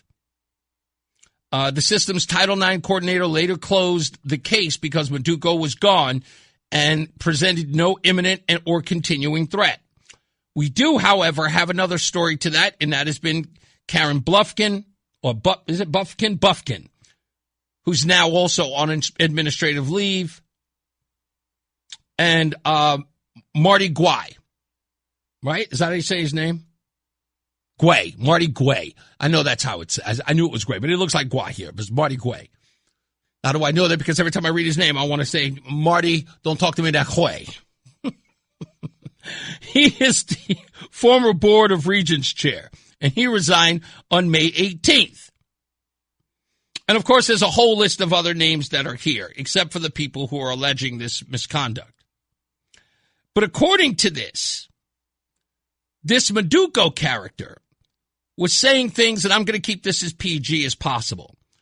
There were early texts of him complimenting one person's appearance, her outfits, the way that she walks, often with googly eye emojis. He repeated nun jokes, like a nun. Comments about her vow of celibacy, accompanied by desert photos. Questions about her orientation, sexual in nature, and an invitation for a personal non-work trip to Atlanta. There was graphic escalation in this, unsolicited photos of himself in his undergarments, sculptures, sexual innuendos about her body, and distracting doorways memes of strippers and crudes are you on the menu type jokes. And a push to move conversations to the Signal app, which auto-deletes messages after they're given or after they're sent. And as all of this stuff is playing out, allegedly, what I'm finding out, the part that I'm sitting up here going like, what is this? What is this? What is this? He was there from June of 2025 until April of 2026. As I mentioned, he was gone. But what they're saying is that there was a 2-year back and forth in these text messages. There were 4 women involved. They're saying there's 60 pages of screenshots. They're saying that there were unsolicited, unwanted, escalating communication from May of 2024 to April of 2026. And that's 2 years. And according to this, and the reason why Ms. Bufkin has been put on administrative leave is because some of the people who complained here said that they went to her. And I think it says here, CSCU General Counsel and Secretary of the Board said the first victim claims that she reported Maduko's behavior to Bufkin earlier. Bufkin allegedly responded by telling her to, quote, keep the circle tight and to conduct business as usual. No decisive action followed, and the harassment continued for days until a formal complaint forced Maduko out. Bufkin had been appointed in that role, in the general counsel role, in late 2024 after serving in employee relations at UConn. Her alleged minimization is now the core of the independent review, which is expected to be out sometime in June. I think I looked up. July. Right? Yeah, I think it's... No, my apologies. June 30th. That's when the full findings are supposed to come to this. It is going to be ugly. Because if it was 2 years of this stuff, it's going to be really, really bad. 2 years, nobody did anything. And if this guy is what's being displayed so far, as far as those text messages are concerned, which, by the way, I did not see. I just know that they came up on a screen as I was looking up the story a couple of weeks ago. I went, oh, nope, not touching that. Don't want to know my history. Nope. Especially when I heard about the Dr. Mandingo thing. I was like, oh, I'm out. But I am saved. I got baptized. Nothing, none of that on my ledger. But as I'm going through this, I'm like, this could only get worse. This internal review is going to get worse. It's going to be an atmosphere of a bunch of people just allowed to do whatever they want. 2 years? 2 years this guy was able to do that? And when someone spoke up, it was sort of like, keep it close. Don't say anything. What are we going to find out in an independent review? People are coming forward now. People who didn't come forward before, who are now coming forward. What are they going to reveal? It's going to be ugly. Now, many people, I see you online, Connecticut Republicans. You're trying to stick this on Lamont. Hold on for a sec. He does have a problem with judgment. In fact, I just heard earlier today that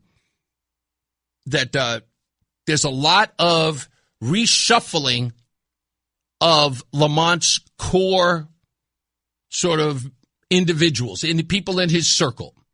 Rufkin is one of those. Another one, who's the other woman here? Braswell.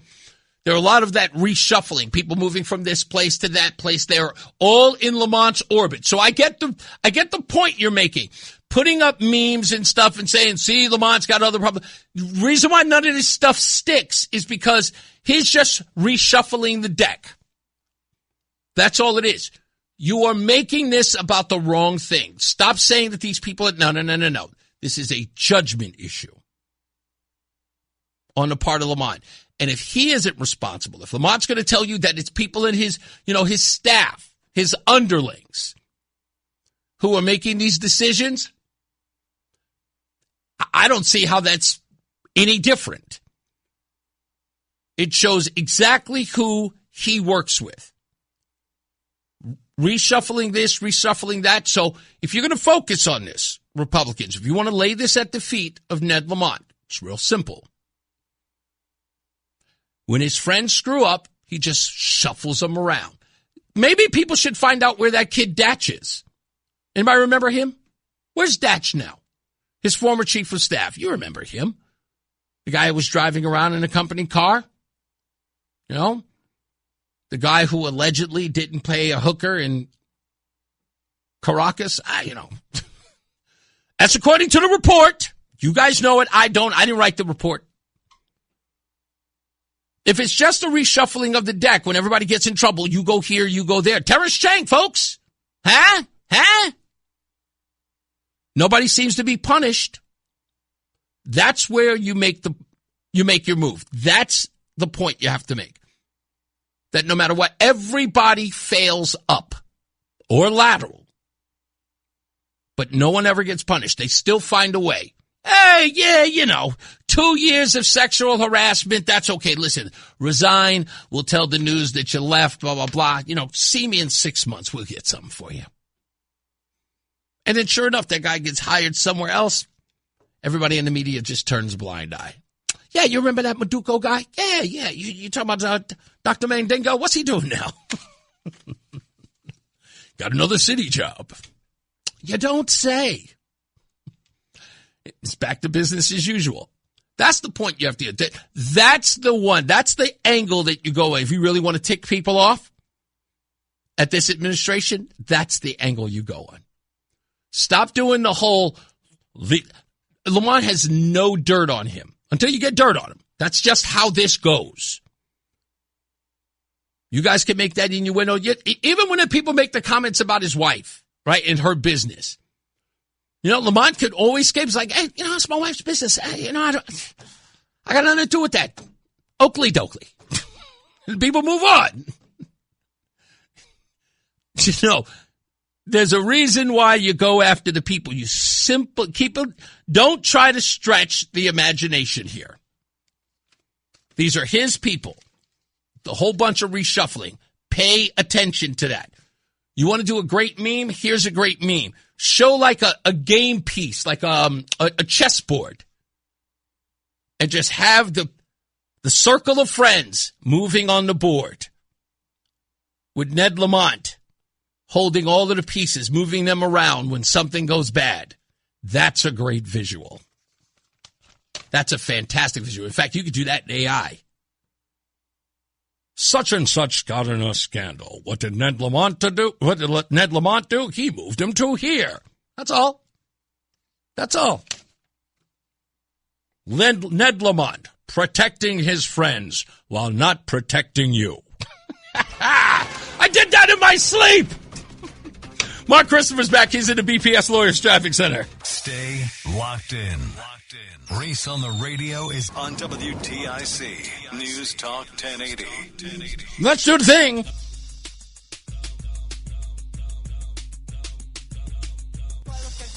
Yes, you do. Stupid as can be. This could very well be the stupidest person on the face of the earth. Stupidest thing I read today comes from joy.co by parent coach Maddie Ross. This one is titled The Nice and Naughty List and Being Good. This piece takes the classic Santa Claus tradition where kids hear he's making a list, checking it twice in songs, and declares it toxic, fear-based parenting, and a disaster that will scar children for life. That's right, folks. Santa Claus making a list and checking it twice is considered scarring to children, according to Maddie Ross, who is a parent coach. The core claim is that tying presents to behavior creates shame, promotes conditional love, and relies on a surveillance state anxiety instead of intrinsic motivation, and turns normal kid frustration during the overstuffed holidays into a shame spiral. Instead of harmless fun and a little external nudge towards better choices, it's reframed as a manipulative, emotional abuse that fails to teach kids real-life skills. Again, this is a parent coach who wrote this. What's the most ridiculous bit in all of this? Tying your child's behavior to their worth with good or bad labels. That it does not build a stronger moral compass. It can actually lower confidence, resilience, and emotional awareness. Children might start to believe that they are a bad person if they are not perfect because of this. because apparently generations of kids who grew up with this exact folklore are all walking around emotionally crippled, unable to handle mistakes without collapsing. Who knew coal in the stocking was a real original sin? They write. On the stupidity factor, this is being ranked 8 out of 10. 8 out of 10. I always thought that good behavior should be rewarded. I thought that was the whole deal. But now, I mean, this is ridiculous. But yeah, I mean, that's, I don't even know what to tell you. Folks, please go to WTIC.com/vet, WTIC.com/vet. Do not let that morning show outdo us, okay? Don't even let it happen, okay? Go there, donate. It doesn't matter what you donate. $1, $2, $5, $4,000. It doesn't matter. They did 7,000. I want more than that.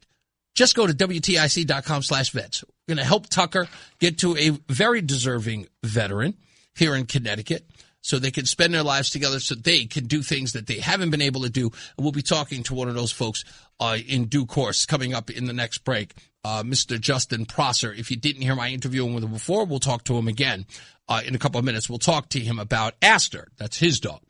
And their relationship. I have so many questions about this because Roseanne wants me to learn everything I possibly can about getting a service dog.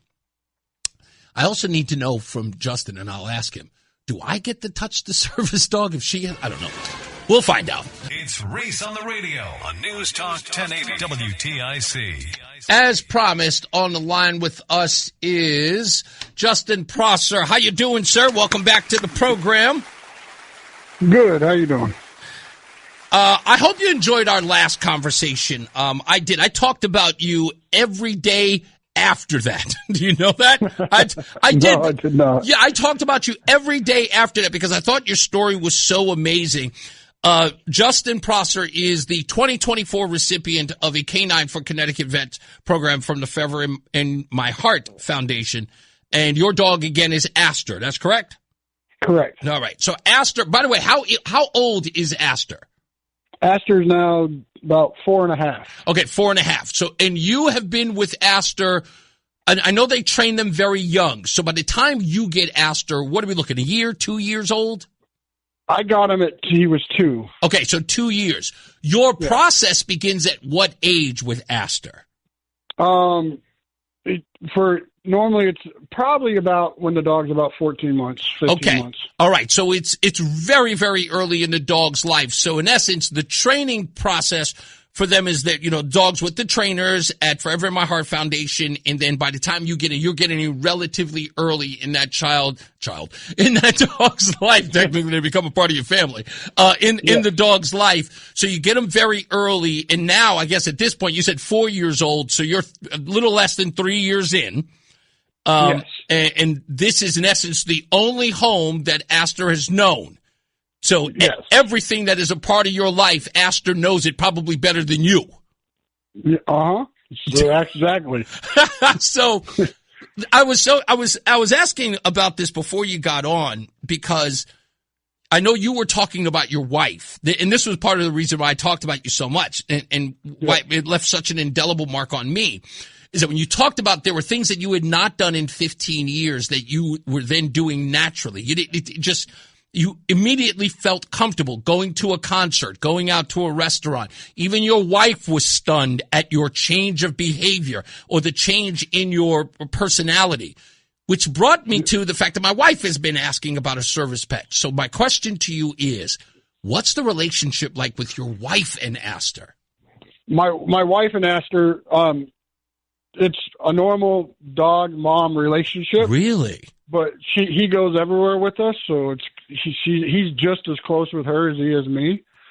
I mean, but he's with me all the time. Right. But when we're out, if I'm got to do something, she'll take him, give him the commands. Uh-huh. He listens to her just as well as he listens to me because she has to go through the training too. Oh, okay. So she knows how to do it, and so it's not as extensive as the training I did. But right. She sees how I am with him, so that way she's learned, and it's just a unique relationship in itself. Okay, so see now I knew it. I felt it immediately because a lot of people are going to be saying, it was like, wait a minute, you just talked to Justin before. You're bringing him back. There's always another layer to peel. That's why I love these conversations, is because you learn something new. So in essence, this Aster kind of is a service dog for both of you. Is that fair to say? Yes. Okay. Now, this is the deep question. So does Aster sort of deal with your wife? In essence, is your wife almost feeling like there are some anxieties or differences in her behavior because Aster's in your life? Well, she's not. She describes it. She's not as has to be. She doesn't have to watch me as much. She doesn't have to worry about triggers and this, that, the other for me. Okay. That I didn't even know she did until we talked about it after the fact. Isn't that wild? But, yeah. So she says that like she's more relaxed because she knows he's there. So by him being there, she doesn't have to be on guard and worry about all these things. Yeah, sort of like relaxed by proxy. Yeah. In a wild way. That's incredible because now she doesn't. It's funny that you say that because my wife, I told this story before. I think I was talking to Mickey about this, that Roseanne and I were at a restaurant someplace out in North, well, actually it was, in Southern Virginia. And at the restaurant, someone dropped a chair, but the chair made this big banging sound, like what can only be described. It sounded like a gunshot. That's how big the sound was. And it took Roseanne maybe 30 minutes in the restaurant to calm down. Her shoulders were up to her ears. She was so tense. And I thought about that. It's like in fact, we had a disagreement. I'll call it an argument. Because when we're driving in the car, Roseanne cannot deal with small sounds. Like we have a hitch in the back of our car. If I take the hitch off and it's sitting in the trunk, if the metal is clinging in the back, like we're to make a turn and you hear clink, clink, clink, clink, clink, clink, that drives her nuts. And she immediately gets anxious about it. Yeah, it's the same with me. Is it really? Trigger me. Yeah. So, but go ahead, get it. I'm listening. So with Aster, if that happens and he feels me tense up, he'll immediately, because he's laying down on the table in a restaurant and that happens. Right. He'll immediately get up, put his head on my lap, start like searching for my hand to like, hey, pet me, rather than focus on all this other stuff. Yeah, because what I've noticed, and the reason why I got upset with Roseanne about it was I heard the dinging, and then I can see her reacting to it. And I'm on the highway, and I almost want to get off the highway, find the stupid dinging, and then stop it. You know what I mean? So it doesn't trigger, and it makes me uncomfortable. So I totally get what your wife is, you said your wife is experiencing, because she's saying, I don't have to be up in arms about the things that are going to trigger you because Aster's there to sort of alleviate that in ways that, because we don't know as outsiders in that, even though we're part of your life, we don't know exactly what's going to be the thing to get you off that trigger. Yep. And what's amazing about the dogs is the way they're trained. Like I'm in a hotel working at Fort Knox right now. The other night, the fire alarm goes off. Oh, it doesn't faze him. Wow. He just walks over to me and like, hey, let's go. Like, because he was trained in those environments. Like they train him with fire alarms. They train him with all that. So like fireworks can go off. The dog doesn't rattle. He doesn't shake. He just stays right there. And everyone's like, how does your dog do that? I'm like, well, he's trained. Yo, listen, I know that, you went through the training. The rest of us, we know nothing about this because we've had our own dogs. And, a regular person with a dog trying to get them to not chase a squirrel, that is an ordeal, right? You know what I mean? That is like, come on, get over here and stop chasing a squirrel. And the dog, as obedient as the dog is on any other occasion, in that one moment, chasing a squirrel or chasing a cat, you can't rattle or wrangle that sucker in to do it. So when your dog doesn't go off the deep end, everyone's going, I've got a dog, and he will never do that. He would never behave in that way. He doesn't, like if we're in public and there's another dog, he may look at him, but he doesn't react to him. He doesn't do anything. The other dogs will react to him because there's a lot of dogs out there they say are service dogs, but they're not. Yeah. I hate to say that. Yeah. But it's sad, but he's been attacked by one of those dogs in the past, but he doesn't rattle from it. He just I mean, he did become reactive for a couple days, but he doesn't get rattled by it. He just keeps moving. Like, they'll be barking at him. He just looks at them like, oh, you're a dummy. And keeps going. That's got to be a great relationship. See, that's the part that I didn't understand. It's like, I almost feel like there's someone to get a service dog in the home. I'm thinking that there is this separation between my relationship with my wife and the service dog, that I sort of can't be, like, I have to mind my P's and Q's when the service dog is there. Like, I'm sort of a second fiddle.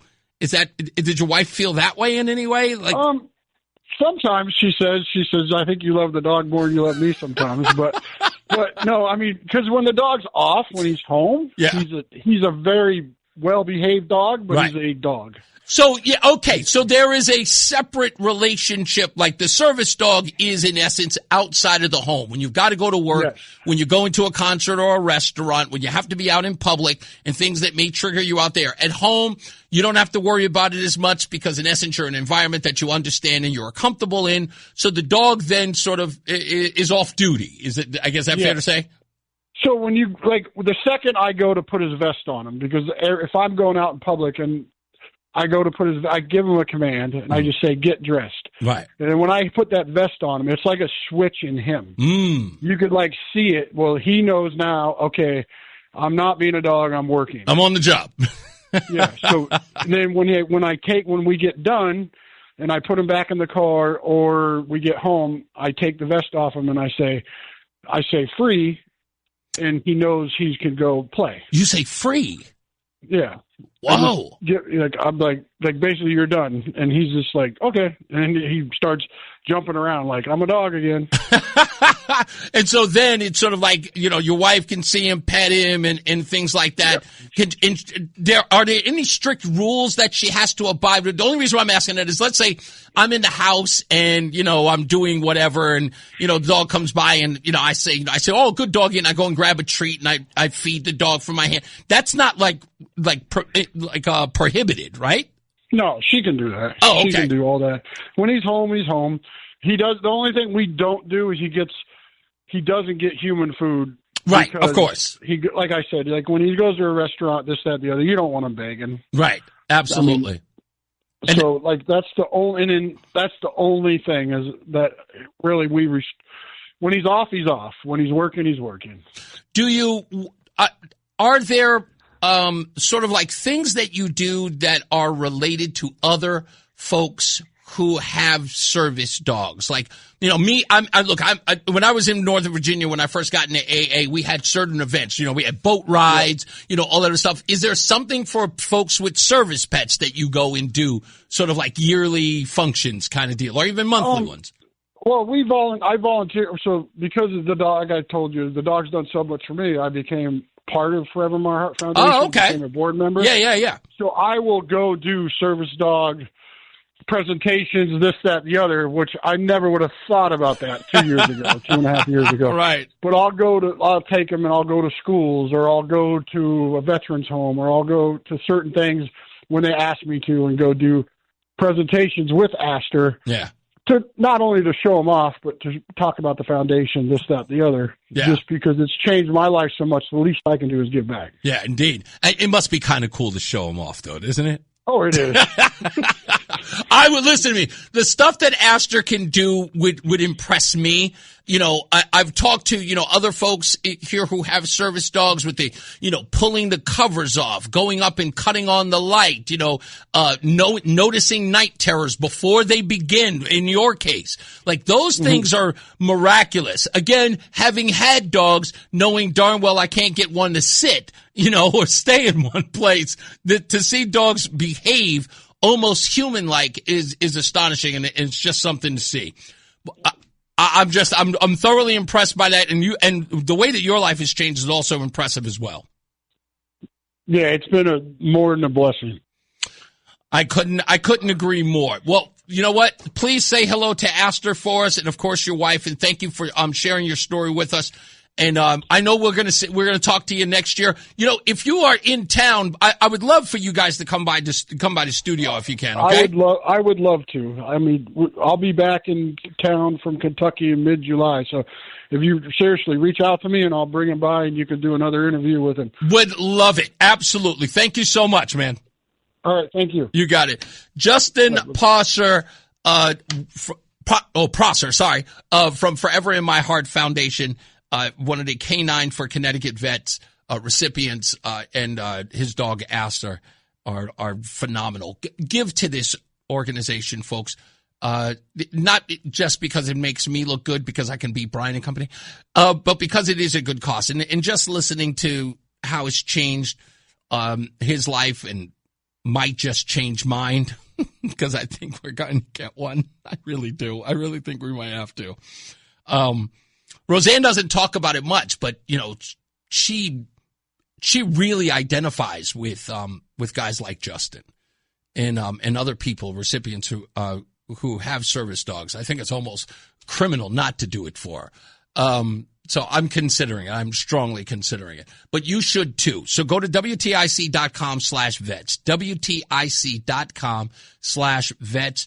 Donate today. Donate as often as you can. I know this weekend we're doing something at, is it Duncan Park? We're doing something this weekend, I think, for them. Yeah, Duncan Park.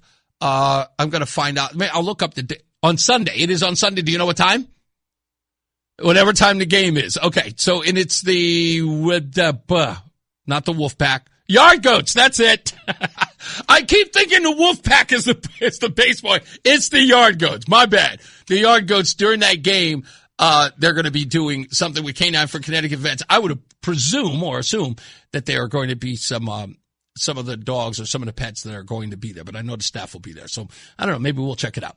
All right. Stand by. Don't forget WTIC.com/vets, WTIC.com/vets. Let's reach that $25,000 goal, and let's do far better than Brian Shackman and company did. Let's do better than them. Okay. We just got to do it. Okay. Not going to let these guys get bragging rights. They couldn't. Morgan Cunningham, who's a part of the morning show, he's the nicest guy. Until I walked in today, he started bragging about it. Saying, I don't think it was 7,000. I think it was 10,000. Son of a gun. I'm like, God, rub it in my face. I'm like, okay, challenge accepted. We'll see. We'll get word. We'll find out. Let's get another check of traffic and weather. Another one of the cohorts this day. Part of the company. No, I did my donation at 9:30, so it wasn't on either show. It was kind of in between. Oh, it was in between? Yeah. Oh, okay. You didn't do it. Okay. Yeah. Well, you were part of the company, so you're in that picture. I saw it. It says Brian and company got $7,000. You're part of the company. Yeah, but I did it at a neutral Yeah. No, I understand. No, your personal donation notwithstanding. I'm just talking about the donations that were given during Brian and company, which you're a part of. Okay, all right. I apologize. It's Reese on the radio on News Talk 1080 WTIC. All right, we are back. I have to fix that. There we go. Chris Shea looks like he just walked into the door. I'll go grab him in a second. We'll talk to him for about an hour about his campaign.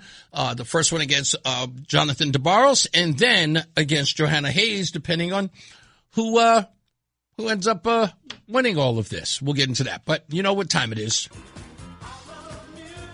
News. Spice Girl Mel B turns 51 today. Let me know when Ginger Spice has a birthday. That's my favorite one. Noel Gallagher of Oasis turns 59. Melissa Etheridge turns 65. LaToya Jackson, infamous Jackson sister, turns 70 years old. And Danny Elfman from Oingo Boingo, he turns 73. And Danny Elfman, although he was in Oingo Boingo, he's more famous for every film ever made with Johnny Depp or a film that was directed by Tim Burton. That's where he's at. And, don't forget The Simpsons as well. On this day in 1942, Bing Crosby recorded the Irving Berlin classic White Christmas in just 18 minutes. It became the best-selling single of all time. In 1969, Atlantic Records released the self-titled debut album by Crosby, Stills, and Nash, featuring Sweet, Judy Blue Eyes, and Marrakesh Express. In 1997, singer-songwriter Jeff Buckley disappeared while swimming in the Mississippi River near Memphis. His body was found days later. And in 2021, B.J. Thomas, known for Raindrops Keep Falling on My Head, died at the ripe old age of 78. That is your music news. B.J. Thomas, that's a Raindrops Keep Falling on My Head, with great song back in the days. All right, so stand by. More news, more views. Chris Shea, he's sitting there. Go on, sit on over there. You're going to be across from me. Over here? Yeah, sit right over there. And we'll talk to him about his campaign and much, much more. Stand by for that. From politics to news to music to movies and anything above the sun and outer space and beyond, it's Reese on the radio. Damn, he's good. Only on NewsTalk 1080 WTIC. All right, back on the show. And, of course, as promised, Mr. Chris Shea is here, candidate for the 5th District of Connecticut, facing off in a primary with Jonathan DeBarros, and if he should succeed there, going on to face Johanna Hayes. This is this new territory for you? As far as politics? Yeah. Yeah, I've been a career public servant. I'm not a career politician. Not a career politician. Correct. Okay. What brought you into the fray? I'm always interested in the people who choose this life, because it is cutthroat. It is dirty. There's a lot of dirty pool in this, and there's a lot of fighting and infighting, which, of course, you're a part of. We'll get to that in a minute. But why would you join this? Like, who would volunteer for this? Yeah, that's a darn good question. If my wife had her way, it never would have happened. But she's a trooper now. But, a couple things. I mean, I was down in D.C. during the COVID nonsense, right? One of the few guys that did not get the shot in the Pentagon, believe it or not, and stood my ground on that with, house on the line, career on the line, plans we had. And kind of saw how a lot of people in leadership positions really didn't lead. And then, you look here in the state of Connecticut, and, I don't know Johanna personally from a hole in the wall, but I do know where she sits politically, being, depending on which list you look at, 418 or 420, based on her votes left of every other congressperson down there, right? I have a daughter.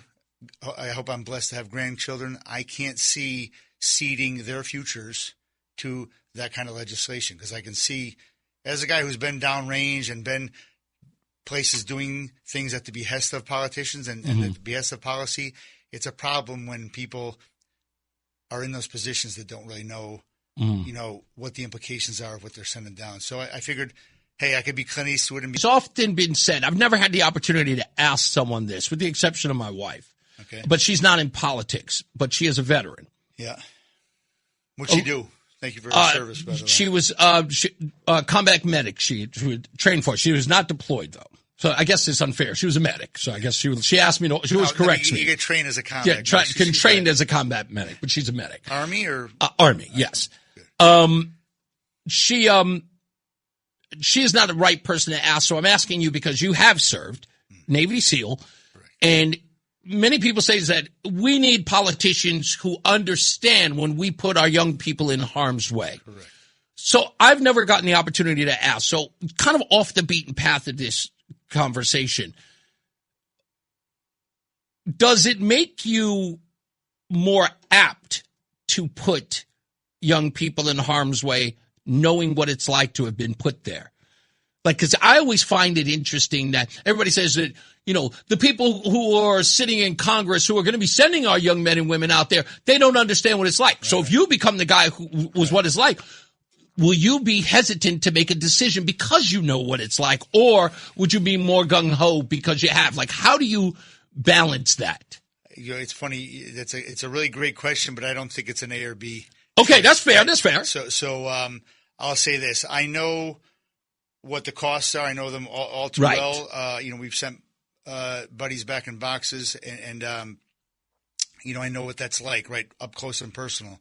there is a price to pay. There's bigger prices to pay to not have, we're pretty fat and happy here in the United States of America, right? That's fair enough. Honest, right? And that is at the behest of folks that are going out and doing things in harm's way.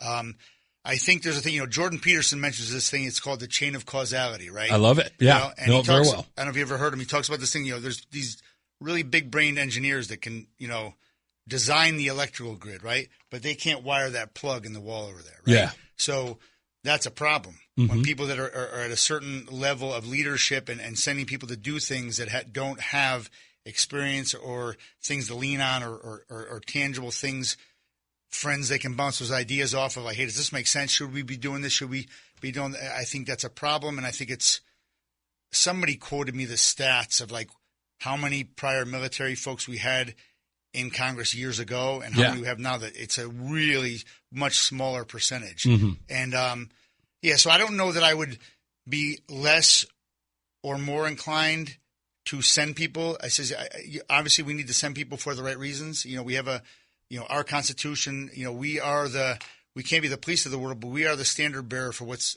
in my opinion, what's right in the world, right? Mm-hmm. The right, Judeo-Christian values, what we stand on, freedom of speech, all the Bill of Rights that we have here it's so funny how people take it for granted here, sure. Right? Sure. So, I would say that for the right reasons, I would have no problem signing off on sending people through, but I want to know that they're the right reasons. Yeah. And I think one of the things we've gotten in trouble with, and this is a cross that myself and the guy sitting out there has bared for a long time, is we haven't been – when's the last time we were allowed to win? Good point. I agree. II. Yeah, World War II. That's absolutely right. We've not been allowed to win. We've been allowed to do enough just to not lose and then quietly quit, right? That's not a recipe for success either, right? So I think if we're going to send our folks in harm's way, we give them the tools that they need to get the job done and employ them to get the job done the way it needs to be done. Yeah, it's a good point because – and the reason why I asked that is because I would have loved to have been in a room during a Senate hearing or even a congressional hearing with John Kerry. Okay. After he took his dog tags and medals and threw them over the fence at the White House. Remember that? I vaguely. Yeah, vaguely. But see, I would want to know that guy, like what his voting record would be in the event that we had to put people in harm's way. Both of you served, but both of you view that service differently. Right. This guy gave a speech one day and he says, you can come to this school. I can't remember what school it was, but he said, you can come to this school and get an education and make something of yourselves, or you can end up in the military.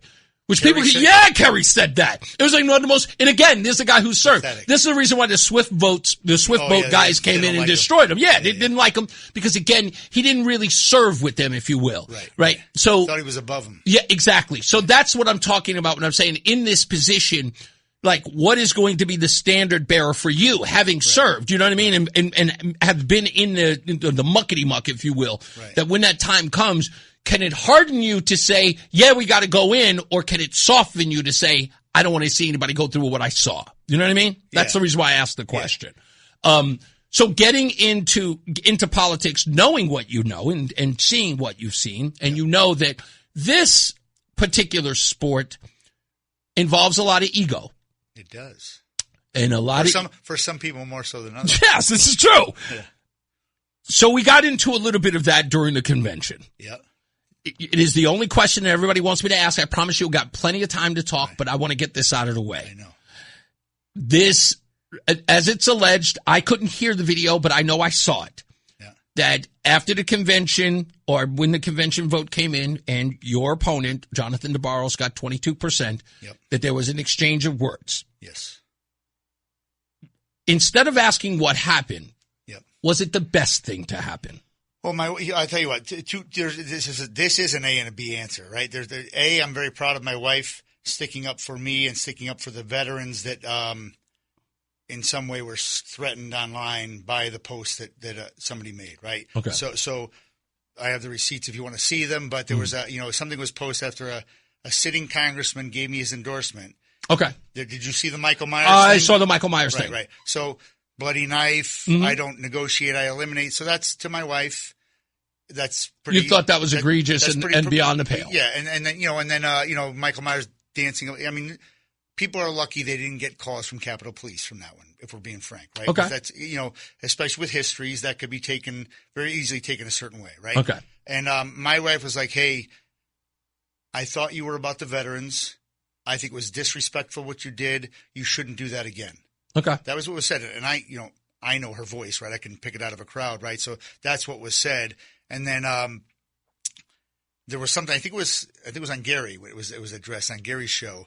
And it was said that somebody else came up to him earlier during the day. Well, okay. Somebody came up to him earlier during the day because our campaign through a luncheon, like a lot of Fazio's campaign through a donuts thing. Some people throw dinners afterwards. We threw a luncheon for folks, and he was going to wait staff and tell them the Shea campaign is running an illegal luncheon, and this is like my person from my campaign got a call from the head of catering at Mohegan Sun, say, hey, what are you guys doing here? Are you guys running an illegal event? Mm-hmm. So that was the first exchange during the day, was that person was, hey, we're not doing anything. This is all above board. It's exactly what people do. And so there had been some back and forth between, and from what I'm gathering is that there had been some back and forth that you guys believe, both of your sides are believing that were being said and done out of bounds. It was being said. Huh? It was being said. Yeah, there were things that were being said. We had staff come up to us like, hey, what are you... And these are wait staff. They have no... Okay, so to get to Jonathan's remarks about this, because this is an important allegation in all of this.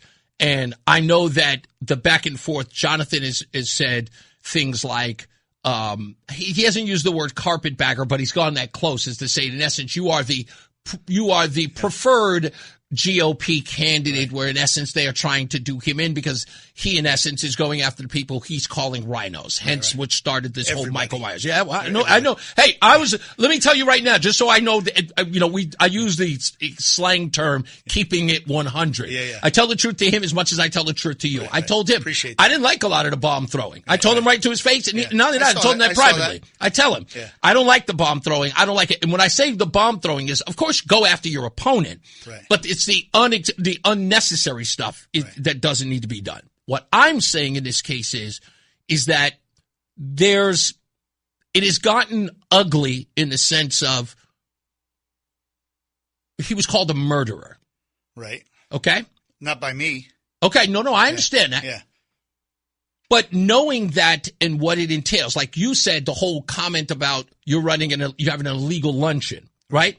On both sides, there are some very unscrupulous things that are being said because it has become a personal campaign between the both of you. Well, let me ask you that, because I heard you say something. You started the thing off yesterday. I want to ask a question. You said, I see it's obvious. You said something to the effect, it's obvious you guys don't like each other. And I'm going to throw a question back at you. Yes. Where did you get that from anything on my website, anything I've said anywhere? No.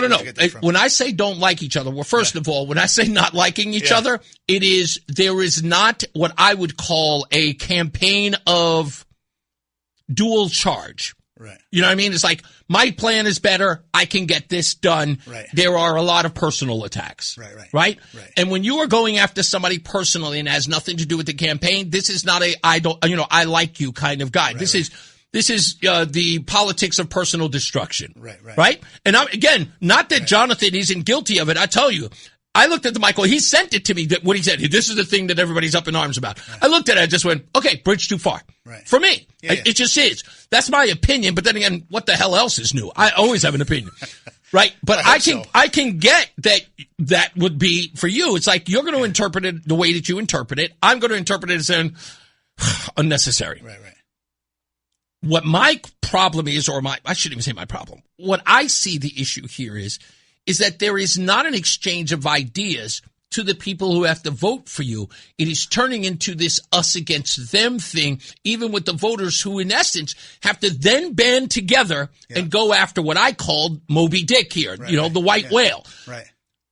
At the end of it, if everybody's bruised and everybody's angry, if you win the primary or if Jonathan wins the primary, are people going to take this personally and just going to say, well, because of what Jonathan did to Chris Shea, I'm not voting for him? Or what Chris Shea did to Jonathan, I ain't voting for. Right. How do we get past the crazy nonsense? Because that's what I'm calling it. It's just nonsense at this point. Yeah, that's great. That's a great point. And again, I would challenge anybody to see where I've been partial to that, bomb throwing, any of the attacks. There have been no attacks from my side, and I challenge anybody to find them. There's people, there's trolls. The Democrats are giving them the biggest problem online. They're the ones who are, somebody's got a rainbow flag, is murder. That's like, I've seen that a bunch of times, right? They're going to love that, and they're going to have a field day with that. That's their problem. It's not mine, right? I don't think it's about that. And I will tell you this.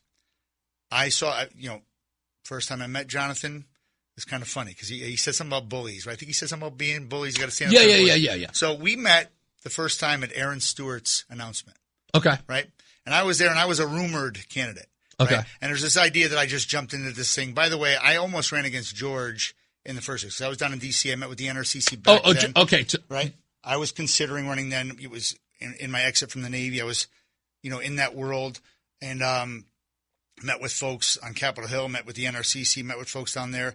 And a lot of the same people I'm meeting with now at the White House and the NRCC and different members. Hold on one second, because unfortunately, I got to get to traffic and weather. Yeah, it's coming up in a second, but we're going to get to the bottom of this. Don't worry, we got plenty of time afterwards. But let me get to the BPS Lawyers Traffic Center. I'm going to read a couple of notes here, and then we'll get to the rest of your story, exactly how we get to where we are trying to get in a second. Chris Shea is here with Reese on the radio, a candidate for the 5th District in Connecticut against Jonathan DeBarros, and hopefully one of these guys will go after Johanna Hayes in due course. Let's get to weather traffic with Mark Christopher. He's in the BPS Lawyers Traffic Center. Hey, Mark. The Odyssey app lets you jump back to the moments you missed from WTIC News Talk 1080. Download the free Odyssey app, search WTIC News Talk 1080, and tap earlier today to get started. This is only a short break, Chris, so I'll get you back into this. But if you're just joining us, we are here with Chris Shea. He is running for the Connecticut 5th District, and he is in a primary with Jonathan DeBarros. We're talking about the back and forth between. I really, really want to get into policy, and not so much about the whole back and forth, but because that is kind of the hot topic right now, and I'm trying to get sort of, some people unified in here, but it's not something I can force, and I have no control over it. Right. So I kind of want to just have that discussion and get it as out of the way as possible and talk about the things that matter. In a minute that I have before I go to traffic and weather, we're going to talk about, one, how you got into the race, the assertion that you are sort of like the GOP pick, and how that's being taken by the DeBarros campaign. And you want to address that. Also, you want to address the fact that you are saying that you have extended an olive branch to Jonathan DeBarros. Right. And I want to give you an opportunity to talk about that as well. Okay. And we'll talk about that and much, much more as well.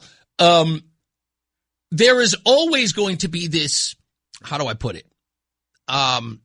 Personal sort of involvement in politics. That's just where we are today. Right. It's unfortunate. It is unfortunate. And it is it's an interesting one to watch on this side, right? Especially here. Not that I haven't seen it before. I've been in enough campaigns to know that there can be some infighting. Right. But I've always... Not in the Republican Party. Oh, yeah, trust me. I've seen it way far too much. But there's a lot of stuff that can be done in order to remedy that. I want to talk about that in even a little time that we do have when we come back. So stand by for that. Chris Shea is here, again, candidate for the 5th District, running in a primary against Jonathan DeBarros. Both are vying to take on Johanna Hayes in the 5th District. And we'll get to that in due course, so stand by. Mark Christopher's back. He is at the BPS Lawyers Traffic Center. Hey, Mark. This is wild, and I'm going to bring this up. Yeah. Because there was another Christopher Shays who was in the House of Reps in the 4th District here in Connecticut from 1987 to 2009. So I'm hearing this name, I'm going, this is a different Chris Shea. Yeah. But it's wild. Yeah, this is a different Chris Shea. Isn't that wild? Oh, so it's Shea, not Shays with an S. No, this is Shea like Shea Stadium. What's up, everybody? You know who it is. You know who it is. You know who it is. It's Reese on the radio. Frederick Douglass of the 21st century. It's WTIC News Talk 1080. All right, just about to get up out of here. Our guest is Chris Shea for Connecticut's 5th District. Go to ChrisSheaForCongress.com. And that is, again, ChrisSheaForCongress.com. So you can check out everything. I'm hoping we get as much as we can in this break. We got a considerable amount of time. You were saying something before we went to the break. What was the to finish your thought? Because I want to get into some other stuff. I don't even remember. That's all right. But I don't want to go through all of the allegations about you. I want to get to your campaign. This is opportunity to introduce you to the audience. Right. But this has sort of been said by you by those who were starting, because Jonathan started like a year and a half ago, right? And his view was, he was in it first, that you all of a sudden came out of nowhere and you were sort of the establishment's candidate to thwart him. He took that personally. You guys have met places. You said you met at the Erin Stewart campaign headquarters, or I guess her announcement. And it was kind of like this. I'm sorry? At the ballpark. Okay. And there was a little bit of like, kind of a big brother shoving kind of. So it was a lot of machismo. Well, I'll tell you what it was. It felt like I was at a high school dance. It was a little ridiculous. I guess he recognized who I was, and there was a lot of looks, a lot of whispering. And then finally, she goes to start making her speech, and he walks from 10 o'clock right at me, turns, crosses his arms, and stands in front of me, 5 feet in front of me. Okay. Right? And I'm like, so I stepped to the side and continued watching the gubernatorial candidate give her speech. I'm not going to get into that nonsense. And then somehow we ended up in different parts. And then later on, I'm with somebody from my campaign. We're talking to, I think, an RTC chair or something like that. He comes across the thing, really, really loud, really boisterous, talking to the guy that we're talking to, cuts in the conversation, trying to pretend we're not there. I extend my hand out. And I say, hey, Chris Shea, nice to meet you. Right? And he was like, oh, you're that guy trying to run against me, blah, blah, blah. Why don't you do that? And his whole thing about, why don't you run in 2 years against Blumenthal, and you can help me in the cities, which is funny. He wants me to help him in the cities, but he thinks I can't do anything in the cities. It's kind of a mixed message there, right? And I'm like, well, and I listen out, and I says, hey, listen, this didn't just start recently, and I think I told you this. My career and preparation for this started 35 years ago when I raised my right hand for the first time, and then raised it again multiple times, to protect against all enemies, foreign and domestic, right? Multiple times, re-enlisting, getting commissioned, all that stuff at the fire department, getting sworn in there, becoming an officer in the fire department, same thing, right? Raised my right hand and, served both here and overseas. And I think I told you on the break, I had started looking at this when George ran last time. Met with the NRCC back in. And this is before George became a candidate? No, George was a candidate. I was just down in D.C. and was fed up with the way things were going. I said, when I go back to Connecticut, I want to run for office. Timing wasn't right. My poor wife would have lost her mind if we were trying to move in and run for Congress. Knowing what I know now, totally impossible, right? But we had looked at it, and I met George. And I told George, I said, hey, man, I was going to run for the seat. I said, but the NRCC asked me not to run against you because they didn't want two good candidates getting in there, exactly what you're talking about, lumping each other over the head. Right. I saw what George believed in, the things that he had going on, and I figured, yeah, you know what, George? Whatever you need, man. I says, you want to pimp the Navy SEAL thing out? I'll come and speak at things for you. Whatever you want to do, I'll talk about my experience in D.C. and how I think what you can do can fit into. His campaign, I would argue, wasn't that organized in some certain, because they never came back to me for that. So it was what it was. But next cycle, I mentioned it to Senator Berthel. He's like, hey, you really want to do this? I said, well, it's been in my head. It's been on my soul. I have a whole nother story with from prayer that I could get into as well that came to me. But it's like, hey, long story short, he told me, hey, I gave you broad shoulders for a reason, right? That came to me in prayer. And it was after a lot of reflecting about why wasn't I on the helicopter for Extortion 17, because him and I were both in country for that and had stuff shifted a couple days. I would have been with Two Troop and would have been on that helicopter, right? So it's like, I still got stuff to do.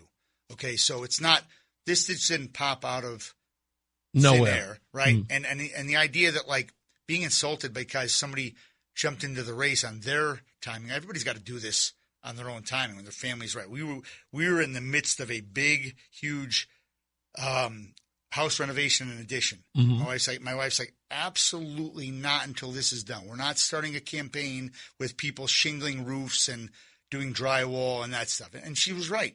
And I told the people that wanted me to get in October, September, October. Come on, you got to get in. You got to start raising money. And about the money thing, I heard something the other day about, hey, Ben Proto told me, pushed me off for the money. I'm going to say something. I have not heard a straight story from anybody politically, all the experts, I haven't heard much from you yet, but like any expert in politics has given me information like, hey, you need to get on 91 North right now and go 100 miles an hour. And the next expert is like, go tomorrow, don't go a mile over 55 and do it tomorrow morning, right? Mm-hmm. The advice will be head south, right? Mm-hmm. The advice will be that. The one thing from Ben Proto, from Berthel, from the NRCC, from the congressman that I've met all along the way, from the president's political team who we met with last week, from the people that I met with the Capitol Hill Club last week, from the people I met with down in Mar-a-Lago a couple weeks ago, none of them have said anything different about that. It's an ugly part of the game. It sucks. But you know what it is? So what you're saying is that, just so nobody gets lost in what you're saying, because you made a point and then moved on, was that Ben Proto told you the same thing he told Jonathan. You got to come up with $500,000. Well, that may indeed be true. Yeah. But, Jonathan's story was, in essence, the way he feels, or he said that Ben Proto said it to him was, in essence, it was dismissive. Don't even come and holler at me unless you got $500,000. Right. He wanted to talk to him about far more than that, and he felt like he couldn't even start a conversation with him without money. That was an issue that he had with him. I don't know what your conversation was. That's between him and Ben Proto. Exactly. Yeah. That's what I'm saying. And the other thing is, too, at the end of the day, politics is a popularity contest. Understood. Right? Understood. And if you're nice to people and you've got a record and a record of service that people can relate to and be proud of and be proud to see up there representing them. And I think like I said, I started that 35 years ago. Mm-hmm. I've put up a pretty good scoreboard as far as like people can be proud. I mean, I didn't fake being a Navy SEAL. I didn't fake being a firefighter. When, I'm the guy that runs towards bullets. I'm the guy that runs into the burning buildings. I'm the guy that was in downtown Waterbury working for Canine Ambulance, running into houses on Willow Street, Plaza Avenue, all over downtown there. I'm very familiar with by the way, I boxed it. I was the dumb white kid that strolled into the mostly Puerto Rican and black gym on North Main Street, round 2, where I won the light heavyweight Golden Gloves back in 1992. Right? Started going there. So, I kind of bounced around there, but it's like. No, I think what you're trying to say here, and correct me if I'm wrong, is that you are not some establishment pick. You're not some made up character that the RNC has put together in order to. The thing I have learned about the money part, dialing for dollars sucks.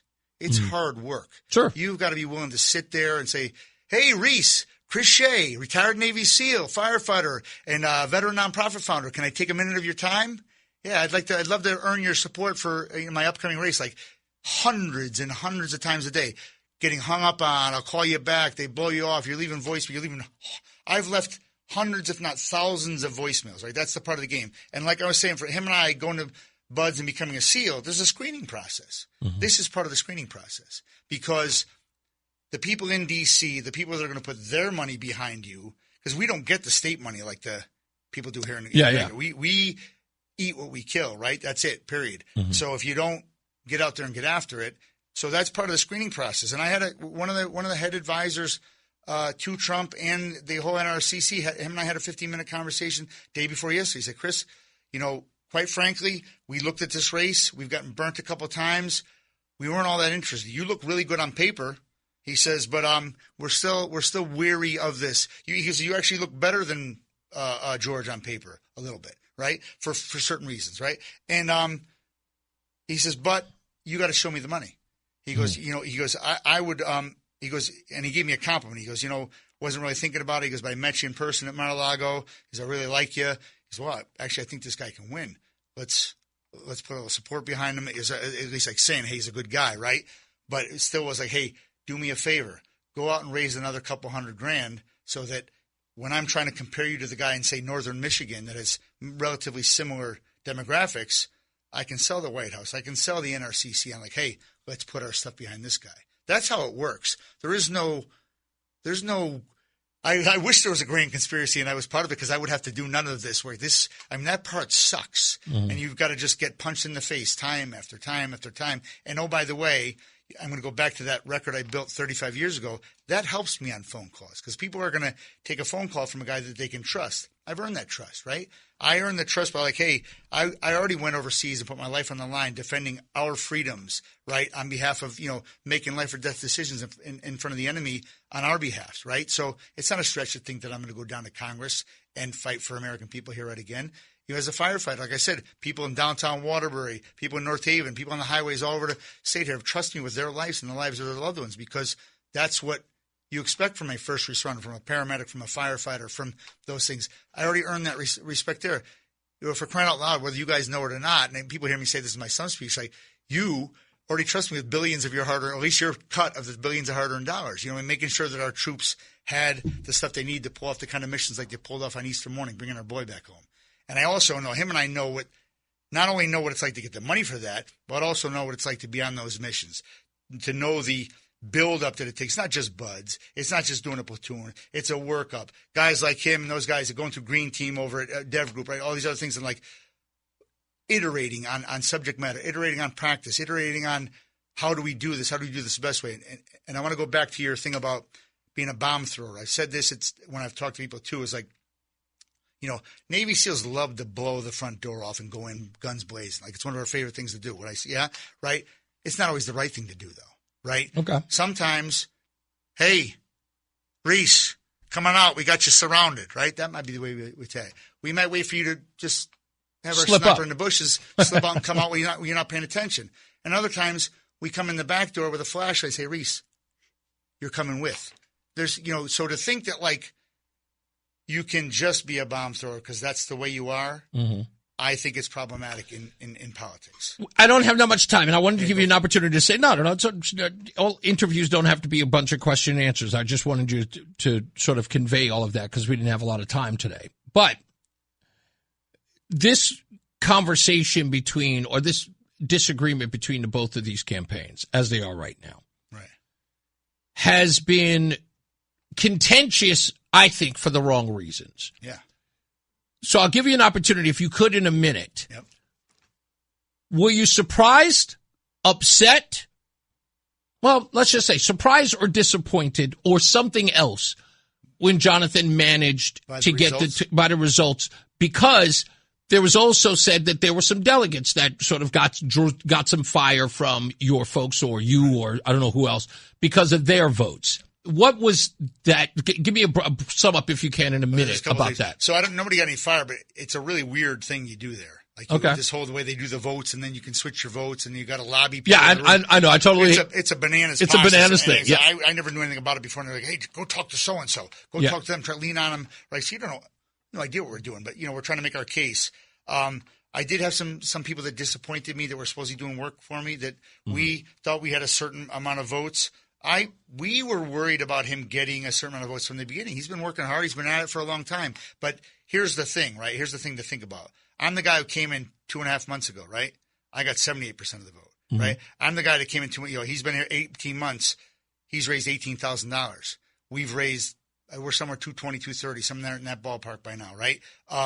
So there's a little bit of the writings on the wall already, right? That like, hey, if all this work has been put in, and that's just like people believe that because I think he had a lot more support than that 2-3 months ago. Okay. And when I first got in the race, I would have met him 50-50, maybe 40-60-40, something like that. We did a lot of work. I made again. But is there any animus about that? And I'm less than a minute here. I almost feel like I have to bring you back, sir. I have so much stuff that I'm not going to get to. I'll tell you what I said. Him and I saw him the week before, and we were in Bethel. He saw me. He joked about us doing something to his car because we're Navy SEALs, right? He says, and he's pretty smart. He said, you would never see it, right? But being funny, right? Yes. But I said, no. He said, and he shook his hand, shook my hand. I said, hey, man, I think it's going to go a certain way. What's your phone number? I dialed his phone number, gave it to him. I says, I think you and I should talk after this is over. I think it's going to turn out a certain way. I says, you and I should get together because I think we could do something together. I think he could help in the cities. I don't think he can win the election in the open. For it. I hear you. I think he's got a place there. We'll find that out. Thank you. And oh, by the way, I called him after. I left him a voicemail. I've yet to get a phone call back. We'll see what we can do. We got a lot of time. Yeah. As I always say, folks, radio is free, so we thank you for paying attention. Remember to keep JC in your hearts and in your mind. Sean Patrick, we love you and we miss you. Remember that panic is not planning, so plan your work and work your plan. Me, I'm Reese on the radio. He is Chris Shea and Chris Shea for Congress.com. Help him out if you wish to. We are out of here. Have a good night and a pleasant tomorrow. Mark Christopher is getting you home